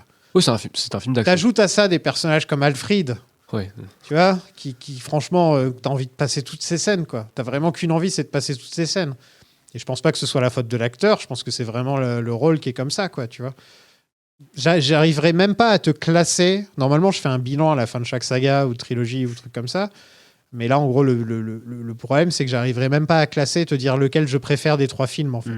J'arrive pas... La plupart des gens vont me dire le premier. C'est un peu le choix que tout le monde va dire, que c'est le premier. Il y a beaucoup de gens qui aiment le premier, quand même. Moi, je sais pas. Parce que les 2 premiers essaient encore de respecter le Hobbit. Et en fait, je pense que dès le début, Peter Jackson aurait dû prendre les grandes lignes du Hobbit et s'amuser avec. En fait, il aurait vraiment dû faire ça. Il aurait dû faire son propre truc dès le début, comme il l'a fait pour le 3e film. Il se serait fait insulter... Mais au moins, il aurait fait son truc. Là, il essaie trop de coller à Tolkien pendant 2 films, alors que lui, tu sens que son cœur n'y est pas, quoi. Tu vois, son cœur, il a envie de faire autre chose. Il a envie de faire des grandes batailles, il a envie de faire des trucs épiques. Sauf que là, on parle du Hobbit, on parle de 13 nains qui marchent dans la forêt. Tu vois, c'est pas épique, quoi. C'est pas là que tu vas mettre la musique de Warshore. C'est pas là que tu vois. Et ouais, le gros problème que j'ai, je pense, c'est l'adaptation. C'est vraiment une grosse question d'adaptation. Oui, de toute façon. Mais je serais curieux de savoir comment le film va vieillir dans l'esprit des gens qui l'ont découvert quand ils l'ont vu, quand ils étaient jeunes aussi. Ouais. Je sais que j'ai déjà parlé avec des gens assez jeunes qui, du coup, ont vu le film quand ils étaient très début d'adolescence et qui, eux, l'aiment beaucoup. Parce que c'est vraiment c'est comme la prélogie de Star Wars. Exactement, voilà. C'est-à-dire que... c'est comme la prélogie de Star Wars. Je veux dire, maintenant, il y a toute une génération qui a grandi avec. En fait, ça vient du fait qu'il y a un truc qui arrive après. Il y a la postlogie qui est arrivée, tout le monde a dit « Oh, c'est pourri ». Et du coup, la prélogie, étrangement... Et la prochaine génération qui va grandir avec la postlogie, ils vont dire qu'en fait, c'est les nouveaux Star Wars qui seront sortis dans 10 ans, qui seront nuls. Et t'as les jeunes qui ont grandi aujourd'hui avec la postlogie. Là, on va avoir des jeunes qui vont grandir avec Rings of Power. Exactement, voilà. Et probablement qu'ils vont remettre sur un piédestal peut-être le Hobbit. D'autant que Ring of Power respecte encore moins Tolkien. Ouais. Peut-être que ça va se diluer au fur et à mesure et que dans 3 séries, ce sera plus du tout Tolkien, tu sais, ce sera plus que des mecs qui font n'importe quoi. L'invité que j'avais la semaine dernière me disait, depuis que j'ai vu Rings of Power, le Hobbit est remonté dans mon estime. Oui, bah... Donc, tu vois, je pense que ça va être le cas pour pas mal de gens. Bah, en fait, je pense souvent que comme ça. La différence, puisqu'on en est à parler de Rings of Power, en fait, je pense que c'est vraiment un cas d'école de ce que c'est qu'une adaptation, la comparaison entre ces 2 trucs. C'est assez fascinant, en fait, parce que les 2 font finalement plus ou moins la même chose, c'est-à-dire bourrer des personnages qui ne devraient pas être là dans un truc un peu à la carte, on va dire. Et en fait, ils le font pas pour les mêmes raisons. Je te parlais de Legolas qui a été mis dedans pour, selon moi, faire un genre de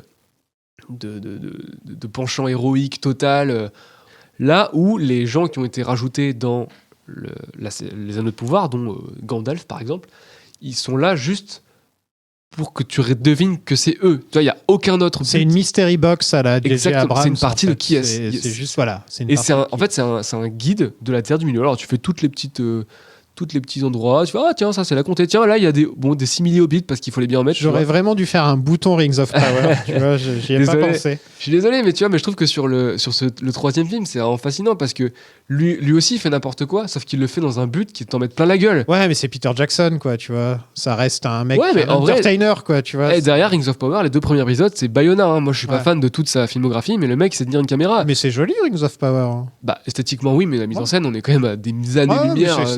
C'est pas moche quoi, tu vois. Comme série, il y a pire quand même. Tu sens que l'argent est là. Franchement, compare la manière dont est traité Numénor, qui est quand même la ville du 2e âge dans les Anneaux de Pouvoir, et comment t'es traité même Erebor dans le Hobbit. On est quand même, la façon dont il passe de l'extrêmement grand à l'extrêmement petit. Bon, je t'arrête tout de suite. C'est pas un podcast sur une. C'est juste que la comparaison est intéressante, voilà.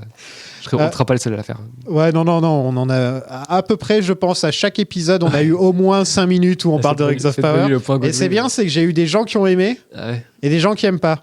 Bon, j'ai eu quand même plus de gens qui aiment pas, mais j'aime toujours avoir, comme toi, tu aimes bien le Hobbit 3, tu vois, c'est plus difficile à trouver que des gens qui aiment pas, tu vois. De toute façon, je suis la seule personne à Paris qui reste à aimer ce film. Voilà, je pourrais trouver facilement des gens pour le critiquer, ça pourrait être beaucoup plus facile, quoi.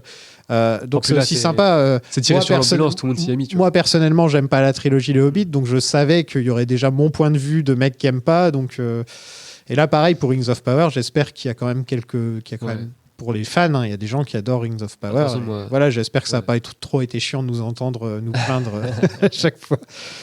Bon, merci beaucoup d'être venu. Merci de m'avoir invité, c'était très sympa. On peut te retrouver où ?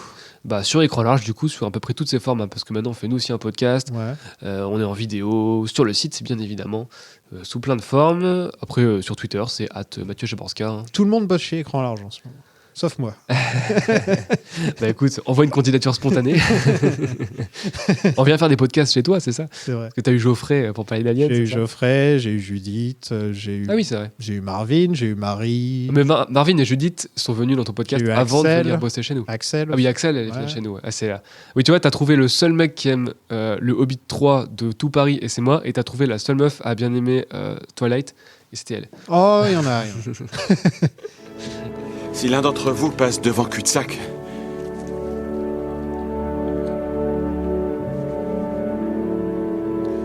le thé est à 4 heures, avec de tout à profusion. Vous serez toujours les bienvenus.